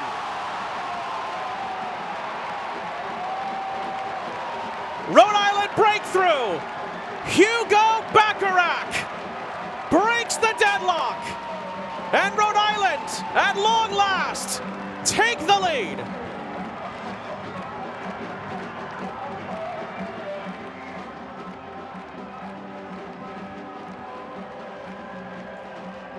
And you could feel this brewing. Another unbelievable service in by Shapiro Thompson. He just in-swings it, whips it right in. And then Bacharach, a really good aerial threat. He just uses his strength to get on the end of that. But it's all about Rhode Island using this momentum and capitalizing on their set piece, putting them up 1-0. It's Hugo Bacharach's first USL Championship goal of the season. Capelli Sport provides you with the goal. It also means that Rhode Island fans can go to that Chick-fil-A Attleboro location and, yes, get a free chicken sandwich.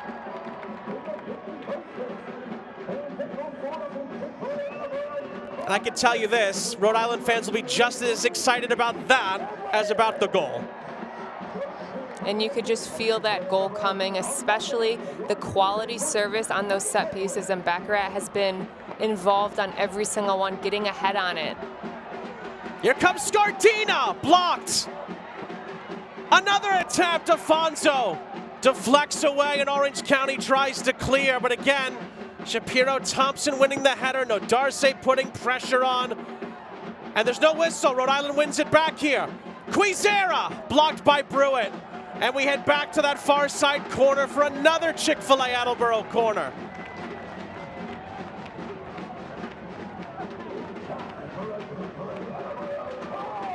Rhode Island growing and growing now off the back of that goal.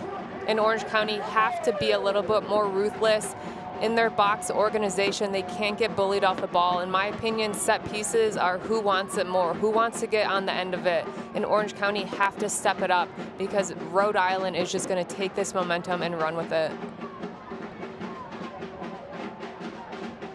Shapiro Thompson lines up another. Towards Williams. And before Williams could get his header, well, over the top in the end, there was a foul. It's an Orange County free kick. Beg your pardon, goal kick. For all your RIFC gear, visit RIFC's online team store powered by Capelli. Go to shop.rhodeislandfc.com to find out more. And I should correct myself, it was a free kick. There was a foul in that build-up moment. But then Rhode Island win it back again. The shot is parried by Rando. Scardina spinning to keep it alive. Shapiro Thompson's ball in behind. Leo Afonso comes back to recover it. Scardina.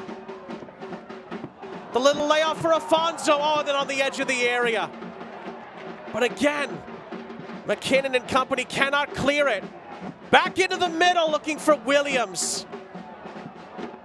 Chota trying to clear it away. Again, Orange County just can't get out. And then finally a foul is called that will allow Orange County to alleviate more and more Rhode Island pressure.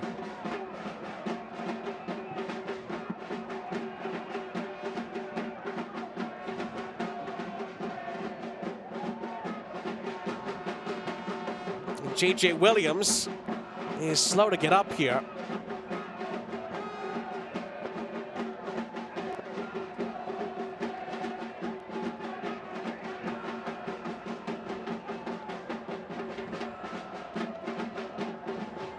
And J.J. Williams being a little quiet in this game. He tries to just post this one up a little bit, just gets a little knock from behind, but he has been a little bit quiet on the ball, but his movement off the ball has really created a lot and opened up space centrally for these Rhode Island players to really thrive.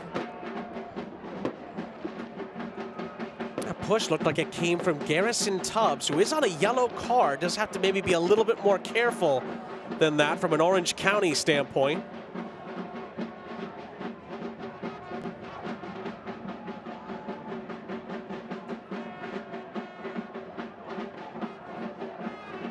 Shapiro Thompson and Nodarse battling there. Was there a follow through on that challenge? Yes, says the referee.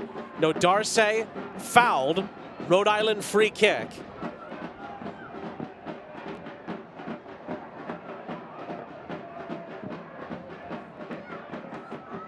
They'll come up clutch with the Wendy's app. Save time, save money. Get the W. Wendy's is a proud partner of RIFC.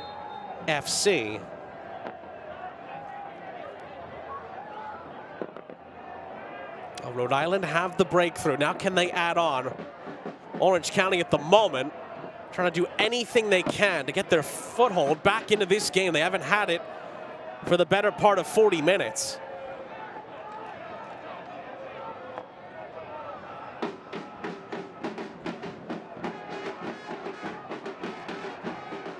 One thing I will say is that Orange County were away to Miami last time out. They went down 1-0. It was much earlier in the game. But my goodness, did they respond in the second half in particular. Came back, won the game 4-2. So they will think that even at this stage, 1-0, they could still have a chance to come back and get something from the game. The run here on the far side from Chota. Liam McKinnon, haven't seen much from him tonight. He plays that into the middle. Stoneman clears it away, only as far as Benalcazar. Solis out wide. McKinnon tries again. McKinnon, lovely. Little interplay back to him from Silla. Deflects out for an Orange County corner. And it's a good response from Orange County. They were able to recognize exactly where the space was out wide and just utilize that, have a little combination play in the box, but this is what you need more from them. Dynamic movement, rotations, movement off the ball, and they are so threatening when they do gain that control. They just have to be able to figure out how to get a little bit more of those looks throughout the game.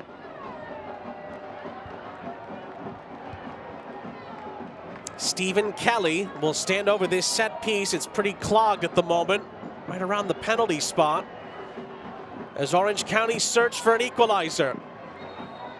And there's pushing and shoving before the ball was even delivered. When Orange County is saying that if the ball was delivered and the foul's against Rhode Island, that it should be a penalty here. But J.C. Griggs is adamant that the contact happened before the ball was delivered, which means, of course, Orange County have to retake the corner. But Tom Brewitt and company are trying to make the case that Orange County should have a penalty. Obviously, without VAR, that's not going to happen.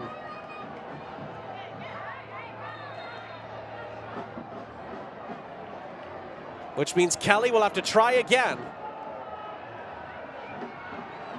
Kelly whips the ball in towards Bruitt, who fought through the Stoneman contact, redirected it on target. Comfortable save for Vegas, who tried to outlet it quickly. Did Shota commit a foul there? No, says the referee. And Pizzi Rodriguez is not happy as Orange County get the ball back. Nico Benalcazar. Kelly dancing around Afonso. Resets for Tubbs. We approach the hour mark. Benalcazar again. Usman Silla. Ooh, not on the same page with Hagart. And the attack fizzles out.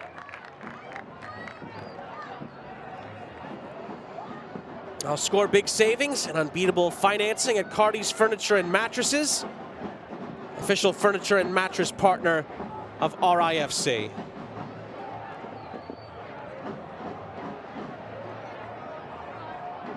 Still half an hour to play. If the result would hold, Rhode Island would jump into the top 8 in the Eastern Conference of the USL Championship. They'd be 1 point ahead of Miami, who would drop into 9th place. And Rhode Island would also be 1 point back of Hartford, who are in 7th. They're still going toe-to-toe with Louisville at the moment. And of course, those two will play here in just a couple of weeks' time in the league. Rhode Island, of course, also have a game in hand on Hartford as well.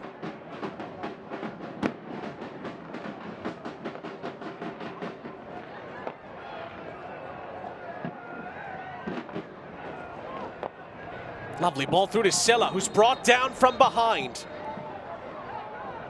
And Hugo Bacharach is the guilty party here, and he's going to receive a yellow card for that challenge. And finding Silla in these pockets is going to be key for them. He's so good at being on the half turn. Baccarat doesn't have much besides to take him down. Anytime you come from behind, it's going to be a booking, but they know that once Silla's on that half turn and running at the back line, there's not really much you can do from him.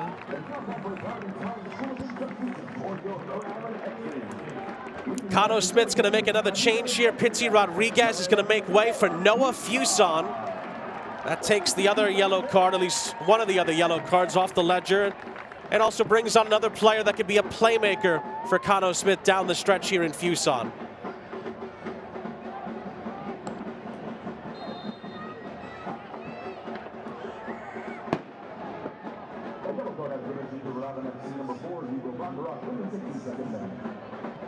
Kelly clips this over the top. It was headed, but not in any particular direction. And on the back end, Rhode Island will win a goal kick.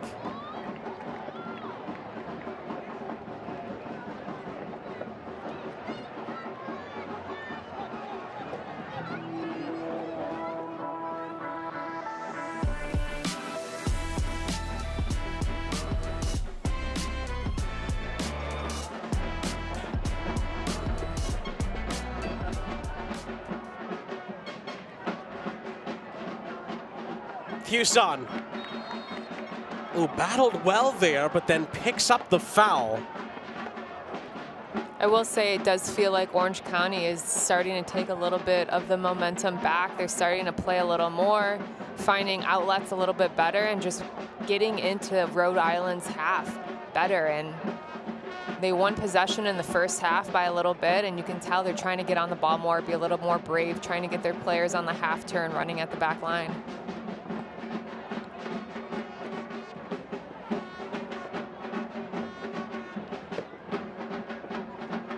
Here is Benalcazar. Tried to thread it for Silla. It's picked off. Shapiro Thompson gets it back from Leo Afonso. Afonso again. Near side, Scardina. Quizera threads it through. Leo Afonso, oh, he tried to play it across. And it's blocked out for a Rhode Island corner. And I almost want Afonso to be a little more selfish on this. He does such a good job of putting himself in that situation. A little shoulder dip and deception finds him alone, and there wasn't a ton across the box. If he can just find to put that on frame, you never know what's going to happen with the rebound. Those are the chances that I always want players to just be a little more selfish in. Another Chick-fil-A Attleboro corner for Rhode Island. In from Quizera.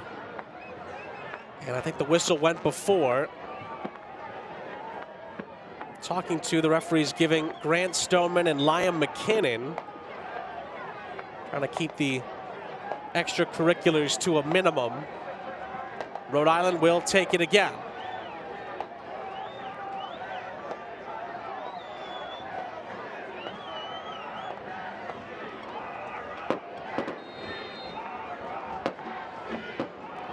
Ball in by Quizera. Rando tries to punch. Shapiro Thompson. Oh, it deflects wide.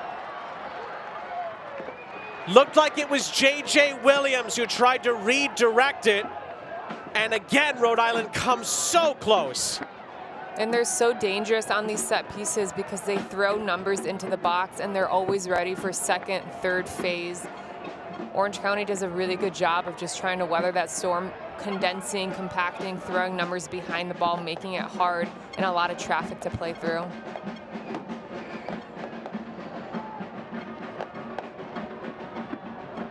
Stoneman won the header, but Silla has the second ball and clips it over the top for Liam McKinnon. Zubac through the middle. Good defensive touch from Frank Nodarse, but it's out for an Orange County corner.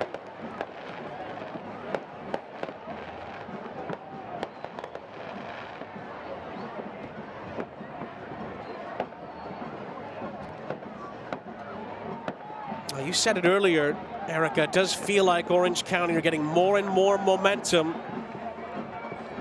as the second half continues on. Just the 1-0 lead for Rhode Island at the moment. It can change in a blink.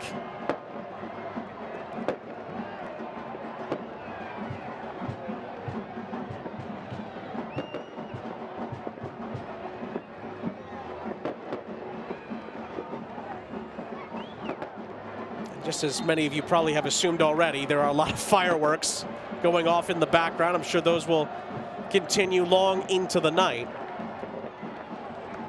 But from the corner here, header away. Darce again in the right place. Silla dances past Quizera. Oh, and he scores! It's a beauty! That's a superb goal from Usman Silla. And Orange County are level.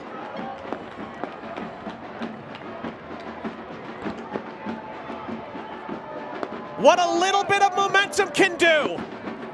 And the team at the top of the West hit back. We're tied. And this is just individual brilliance from Silla. He finds himself out wide and he recognizes where the space is. He posts his defender up and just flicks it around, takes a touch across him, knowing that he has to slow his defender down. And if not, it'll be a PK if he tries to tackle that. It's such a smart play from him. The recognition to just dip his shoulder in front, and that finish is just class. Knowing that he just has to put that on the ground, far post, a little individual brilliance from him, leveling the score. Third league goal of the season for Usman Silla. And Orange County continuing to show that the fact that they're at the top of the West is no fluke. And we talked about it earlier, how he's so dangerous every time he gets on the ball and how we want to see more of him. And that's just him stepping up, putting the team on his back and saying, let me level this off, and now they're back in it. It's a 1-1 game. You can tell the momentum was shifting, and now it's a coin toss. Anybody can have this result. Rhode Island have a free kick here. Jojea Quizera. Can he pick somebody out in the penalty area? Clips it towards the far side of the 18. There's a bit of holding there. Goes against Bacharach, who does have to be careful. It's an Orange County free kick. Getting to the game is easy with Ripta's free game day bus service. Buses loop every 8 to 10 minutes between Pawtucket Central Falls Transit Center, Centerville Bank Stadium, and the stadium's reserved parking lots. For a full list of stops, visit ripta.com/RIFC.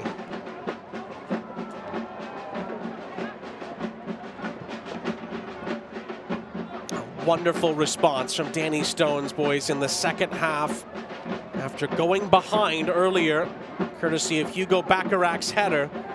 Usman Silla with a scintillating equalizer has brought Orange County back to level terms with plenty of time left for one of these two to find a late winner. Meanwhile, Ben Alcazar actually tried to get back up and in doing so fouled Fuson. Rhode Island free kick.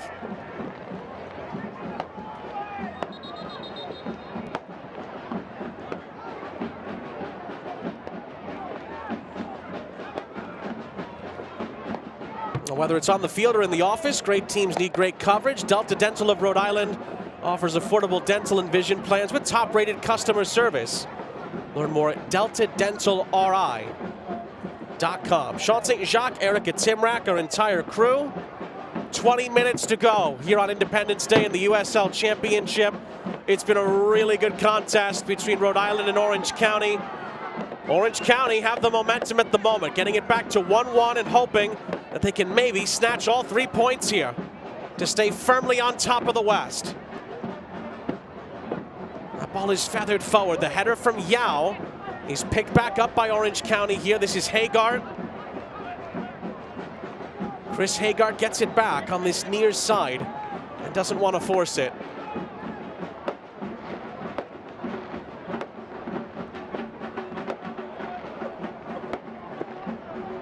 Haggard again, finds Kelly. Oh, and Kelly gives the ball away. Rhode Island will look to break. Oh, with the ball forward. Splits the two intended targets and goes out of play. And that will lead to Kano Smith making a change here. Jojea Quizera is going to make way. And he'll be replaced by the Jamaican, Dwayne Atkinson.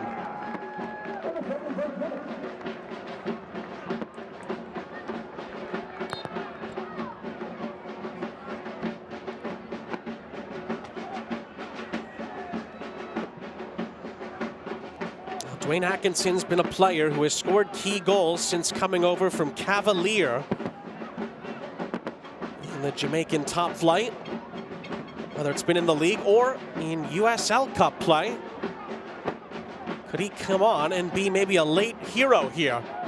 And I think it's the right move. I feel like Rhode Island has lost a little bit of their attacking firepower, momentum, so putting fresh legs on, especially a player like Atkinson, is definitely the move right now. Although Atkinson may have gotten the worse for wear off that last challenge, he might need a moment to recover. Did look like that J.C. Griggs gave Rhode Island the free kick for that. And it's a rude welcome onto the pitch for him.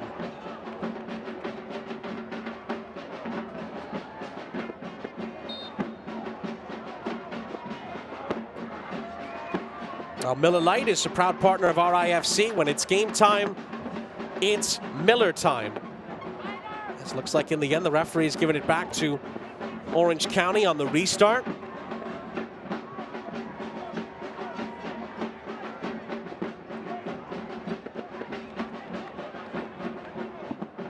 I will say that if it ends in a draw, Rhode Island would stay right where they are in the table in 9th place. They'd still be 1 point back of 8th place Miami. The only way they get into the top 8 tonight is if they win tonight. Rhode Island, and there's still time for them to do that. Scardina, just out of the reach of Leo Afonso, who did have real estate in front of him.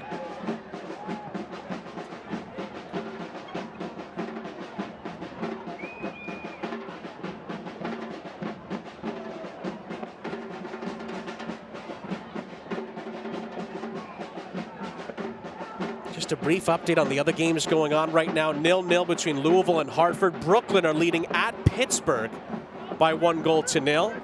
Phoenix leading away to Colorado Springs as well.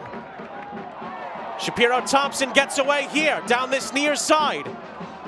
Tries to play it square, but there was really no one there to attack it for Rhode Island. Orange County recovers it with Brewitt. And then Stoneman, was that a late challenge? Referee acknowledges the foul, plays on here. Kelly.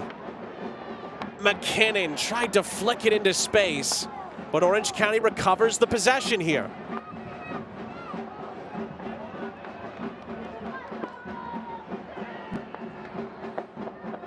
Chota.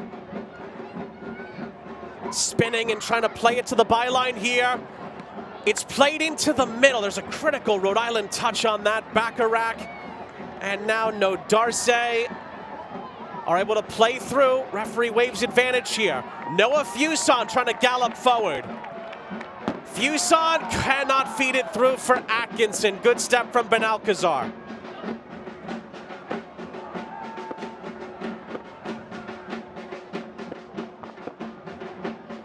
Brewitt controls with about 15 minutes of normal time left.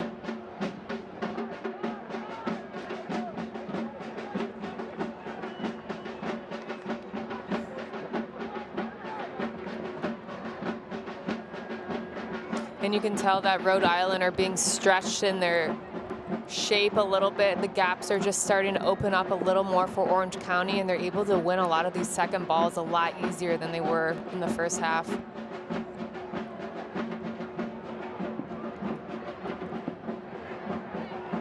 That's going to be a foul. McKinnon going through the back of No Darce. Rhode Island free kick.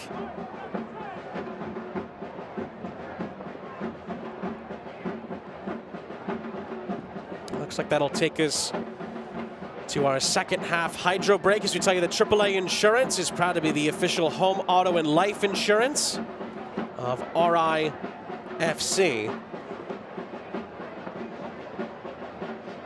Well, essentially, both teams get a little bit of a timeout here before the run-in of this match. We were talking during the first half hydro break about the incredible domination that Rhode Island were having. They just weren't finishing off their chances. They did cash in from a corner. Amos Shapiro Thompson finding Hugo Bacharach, and then could have maybe scored again after that. They carried their momentum through, but then Orange County did a wonderful job of stopping that in its tracks. They gained momentum. Usman Silla scored a wonderful finish to tie the game.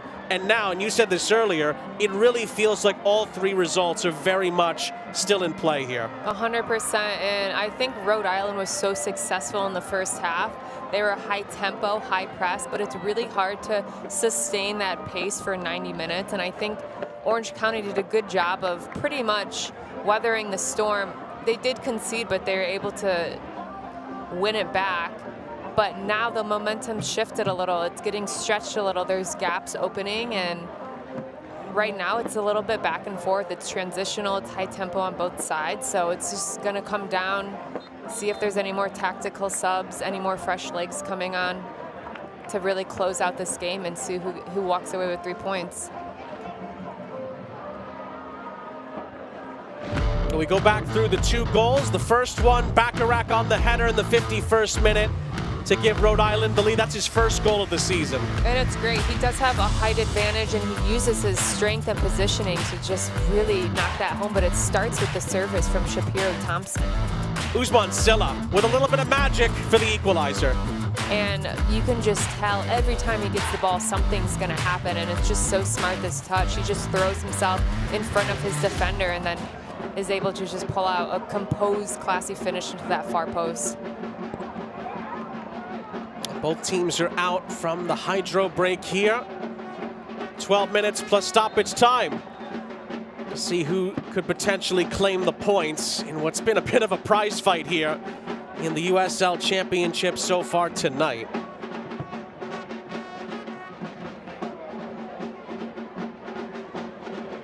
Williams couldn't quite corral it. Noah Fuson, oh, deflected just wide. And out for a Chick-fil-A Attleboro corner to Rhode Island. And this is a big moment for Rhode Island, especially how lethal they've been on set pieces. Shapiro Thompson's service into the box is so ruthless. He hits it with so much pace that it's really hard to defend that. They're going to be looking at Bacharach because he's such a fixture on set pieces. Looks like it's starting to rain a bit here in Pawtucket. Weather is starting to become a bit of a factor. You can see some of the fans starting to either get rain gear out or maybe even find some shelter. Shapiro Thompson's ball in is headed high into the air. Silla couldn't clear it. Afonso tried to fight through. Dwayne Atkinson goes on. Lovely skill here from the Jamaican, and the cross is blocked. Garrison Tubbs with a critical defensive intervention, and Rando gets there. I mean, the ball was absolutely glued to his feet on that last play. Another glimpse of what Dwayne Atkinson is capable of as a late game changer here. He has that ability to not only run at pace and quickness, but he keeps the ball so close to his body, it's nearly impossible to defend, especially in the 18-yard box. Kelly a bit fortunate there. Bacharach did not get there in time to stop his pass, but Rhode Island win the ball back. It's played forward. J.J. Williams trying to get there. He cannot. Good challenge on the back end by Brewitt. Orange County survives the sequence.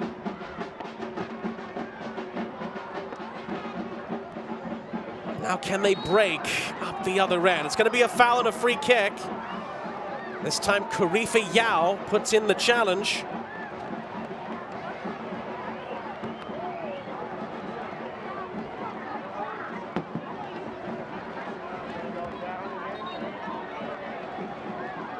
It's really starting to pour now here in Pawtucket.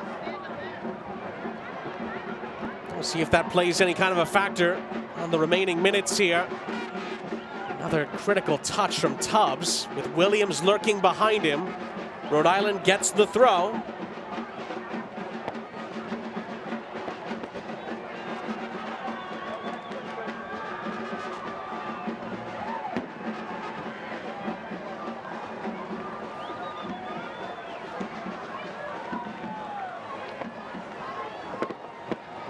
It's going to be J.J. Williams from the long throw. The Rhode Island Ultras still bouncing through the rain here. As that's flicked on for Nodarse, who's had a couple of close calls in the penalty area tonight. His header goes over the top. And this is what Rhode Island is good at. It's not usually it's the first one, it's the second ball. They've been so successful in past games with that, and they really just thrive on those set pieces. They're dangerous every single time. Free kick for Orange County. Dave's Marketplace is proud to be an official partner of Rhode Island FC. 8 minutes plus stoppage time left. Well, the skies have officially opened here in Rhode Island. It is really coming down at the moment. That ball over the top. It's well defended by Rhode Island. Karifa Yao going to play it out onto this near side. Dwayne Atkinson. Hugo Bacharach.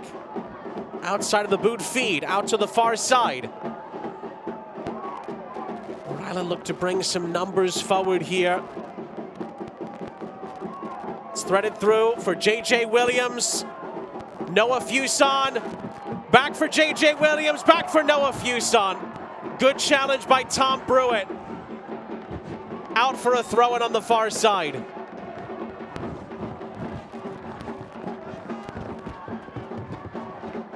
And it looks like Cano Smith is going to make yet another substitution here. That is going to be it for Frank Nodarse, who did play really well in this game tonight. Brings on another attacking threat in Aldair Sanchez, who can certainly create chances himself.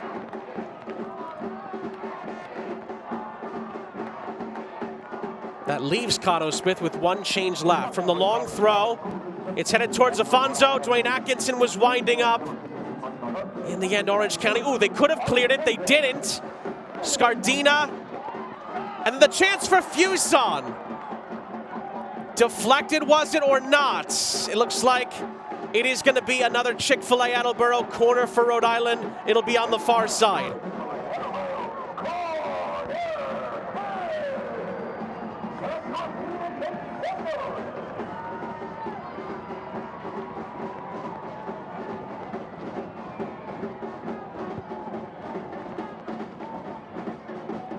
Rhode Island fans hoping that they can score from a second corner tonight and retake the lead. Shapiro Thompson got the assist on the first one that Bacharach headed in. Shapiro Thompson's ball in, ooh, was towards Stoneman. Orange County get it clear. Silla laid it off and then kept on running. Scardina is back there in time to retrieve it for Rhode Island. And then a foul gives the hosts a free kick.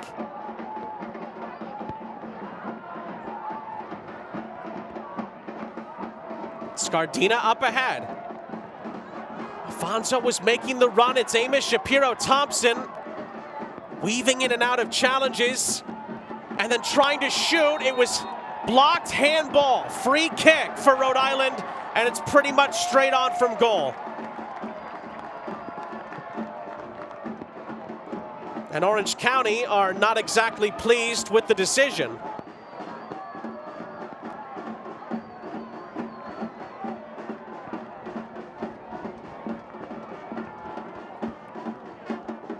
And Kelly throws his body in front of that, really trying to just prevent that shot. It's a little unlucky. There's not much he can do about that, but it is a textbook handball, so they have to call the foul for that. But it was the right play. He threw his body in front of it. It looked like that shot was going on frame.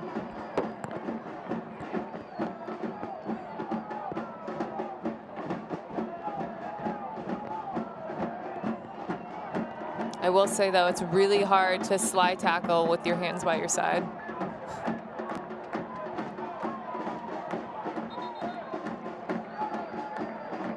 J.J. Williams will stand over it. There's 5 men in the Orange County wall. Leo Afonso comes to have a word with J.J. Williams about it as well.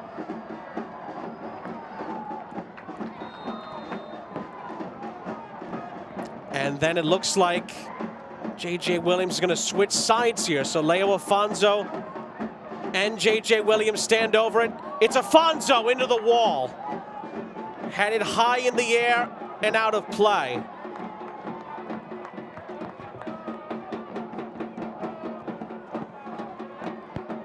A little bit further as far as the height was concerned, and that could have been big trouble for Orange County, but the wall does its job for the visitors here. J.J. Williams gets ready to bring in a long throw. 3 minutes plus stoppage time to go. Williams from the throw, it's headed high into the air again. It's going to bounce out for a goal kick.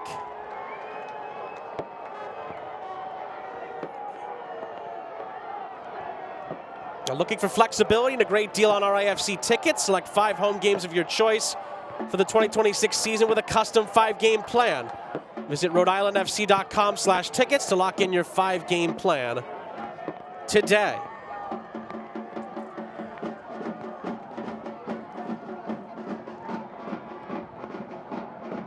Plenty of time for some late drama still to come in Pawtucket. Couple of sliding challenges there. Karifa Yao sends it out for an Orange County throw.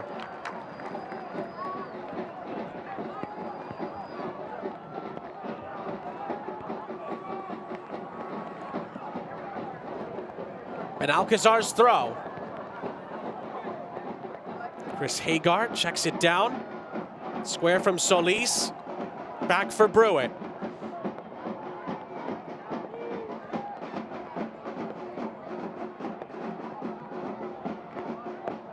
Kelly. Clipping it over the top. It's headed down for Bacharach. Can Bacharach lead the Rhode Island charge up the other end? Leo Afonso. Into the path of Nick Scardina, who is not going to get there, but does win a Rhode Island throw.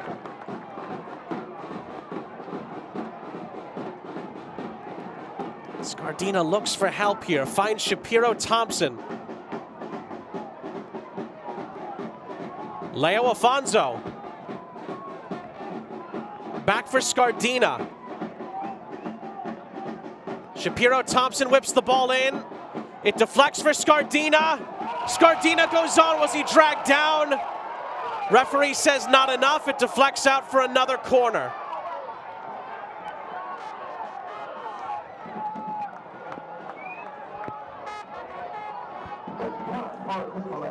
And it's a good effort, but in no way, shape, or form is that ever going to be a penalty kick. Chick-fil-A Attleboro corner. This time Noah Fuson stands over it. Sanchez to his left. Fuson's delivery comes up short. Out for a throw. Approaching stoppage time here at the end of the game. Sanchez back for Fuson. Fuson into the middle. Williams, oh, was he fouled? Oh, the referee points in the opposite direction here. Referee says Williams fouled Garrison Tubbs. The initial indication is free kick to Orange County. And we're into 5 minutes of added time at the end of the game. Williams is still down.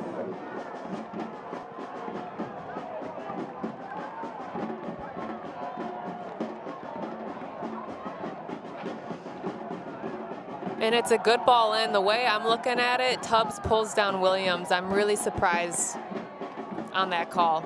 It's a tough angle to look at, but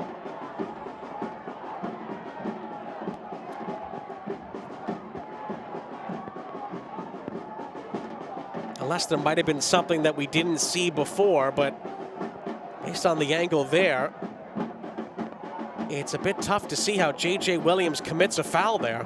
and you can see him go up for the ball and then almost get yanked down. Williams is being looked at the moment by the Rhode Island medical team. We're just into the 5 added minutes, but the referee will have stopped his watch here, so we could go pretty deep into the stoppage time minutes, depending on how long it takes for Williams to recover.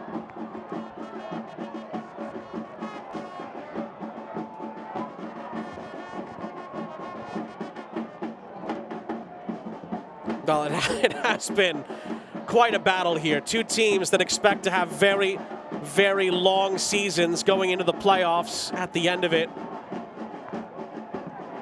And they have gone toe-to-toe, particularly in this second half. Obviously, Rhode Island were dominant in the first half, but in the second half, it has been quite a bout. My goodness.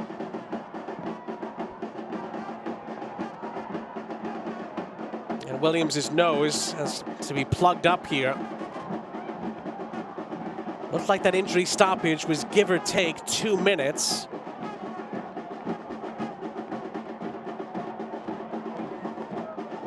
So we could be playing quite a bit past the minimum of 5 added on at the end. Both teams still feeling that they could go on and win this.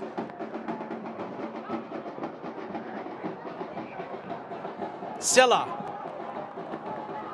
couldn't continue on. It's still with Orange County.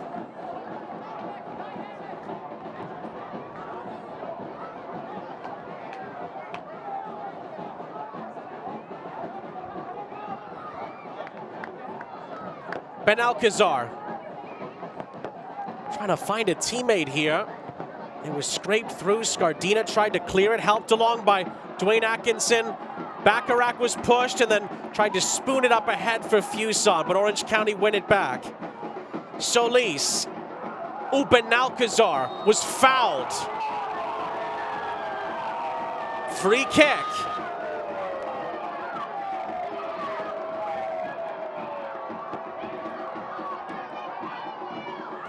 Well, you could tell by the reactions and the noise what Cano Smith and these Rhode Island fans think about that decision.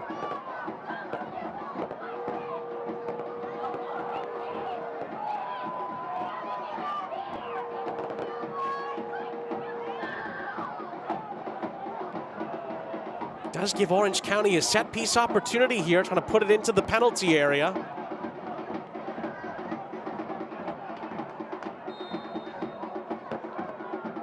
Stephen Kelly to provide the delivery.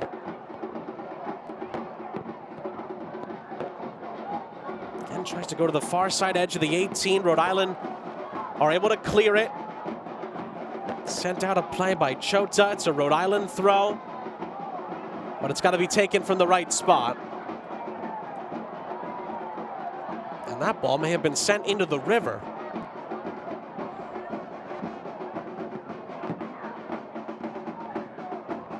Here come Rhode Island. Leo Afonso not on the same page there. Gives it away. Can Orange County break here? Liam McKinnon up ahead. McKinnon tried to continue his run. Zubak could not find him. And then Orange County give it away. Williams. Sanchez. Looking up ahead, cannot find Fuson.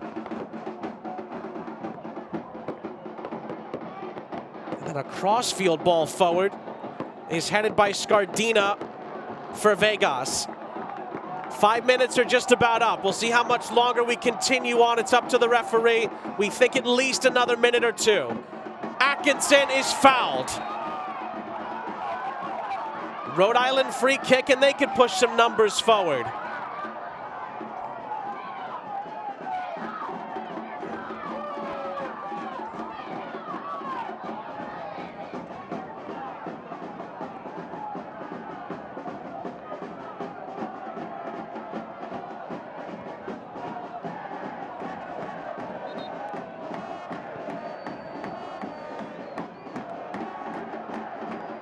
Amos Shapiro-Thompson, Aldair Sanchez stand over it.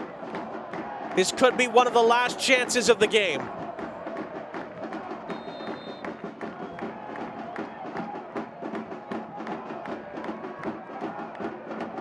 Shapiro-Thompson's ball into the middle is headed away. Rhode Island try to recycle. Oh, it's another foul and another free kick. Looked like Scardina was upended. And again, Rhode Island get a chance here, even closer this time. It's a little bit of sloppy defending from Orange County. If I'm them and this late in the game, I do not want to get them any into the game, especially a set piece with Shapiro-Thompson standing over it. Can Rhode Island score the winning goal here in stoppage time? Shapiro-Thompson's ball in is headed centrally. Leo Afonso couldn't get to it. Referee waves play on here as Orange County try to go up the other end. Vegas way off his line, gets the header absolutely spot on and could lead Rhode Island to breaking the other end here. Amos Shapiro-Thompson keeps on going here. Goalkeeper commits. Shapiro-Thompson comes within inches away of winning it. And that is the last act. Oh! A heroic last bit of effort from Amos Shapiro-Thompson. Rando commits off his line, and Shapiro-Thompson misses the target with a chance to win the game for Rhode Island. Shapiro-Thompson, so smart with his movement off the ball, and he just tries to send this across goal, that last-ditch effort to snag those 3 points for his team. But he has been unbelievable this entire game, lively, dynamic, dangerous. It's a little disappointing he couldn't get that last one for his team, but Rhode Island have been impressive this game. I know that they only walked away with a point, but they can be proud of that performance they put together. Pretty remarkable ending. Both teams had a late chance. In the end, honors even on the 4th of July in Pawtucket. 1-1 is the final score. We'll come back. We'll wrap it up after the break. Tacos and soccer. I cannot think about a better combination. Today we are in California Taco in Johnston. I'm a cheese lover, so I'm gonna go with the queso birria. Birria quesadilla. Oh yes, now we are talking. Okay, let's go, boys. Well, it's good. The birria is just a sauce, dipping it in, taking it out, and just that seasoning after. I enjoy that. The carnitas hard tacos were definitely one of a kind. Then I made my own. I'm ready to go. Show us what you got, Danny. Yeah, come in the kitchen with me, you know. Lechuga, perfecto. Testing. Very good. The diop taco. Uy, uy, uy. Hey. I have my taco. This is my taco. Bacharac taco.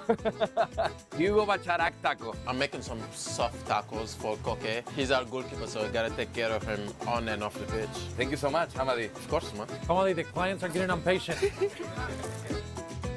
De Coque taco. Perfecto. La tostada española. Very good. Oh. Bravo.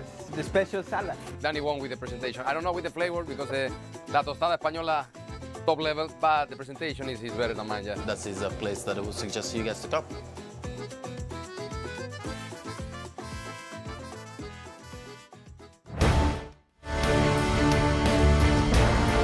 Well, the final score is brought to you by the official physical therapy partner of RIFC. Visit highbarhealth.com today.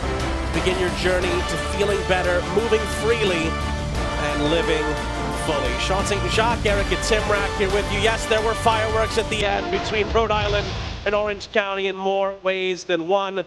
Full-time highlights here. We start with the save of the game. Make progress towards your goals with Centerville Bank, official bank partner of RIFC. Bruins header, palmed away off the bar from Vegas. And it's a really good save, good positioning and awareness. Just tips that off the bar and is able to keep him clean on the score sheet. Then the energy play of the game brought to you by Rhode Island Energy. The headed goal from Hugo Bacharach. And it's the quality of service from Shapiro Thompson that does it for me.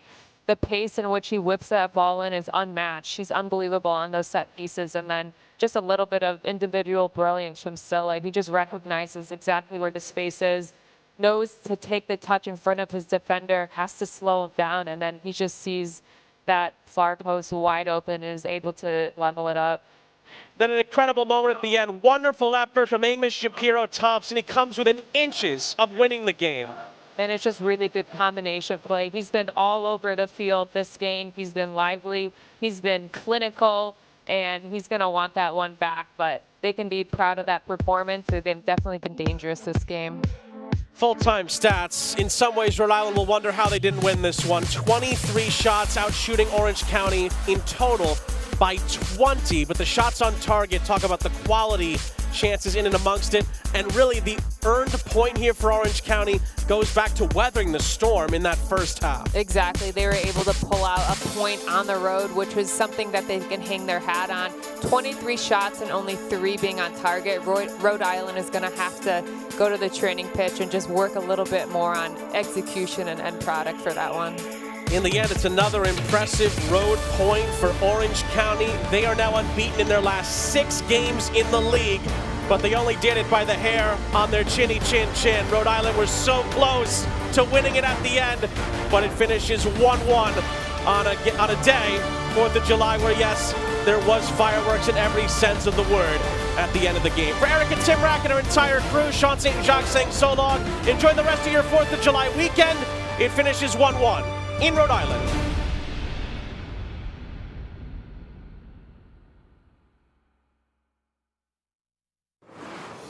This copyrighted telecast of the United Soccer League cannot be retransmitted, rebroadcast, or reproduced without the express written consent of the United Soccer League.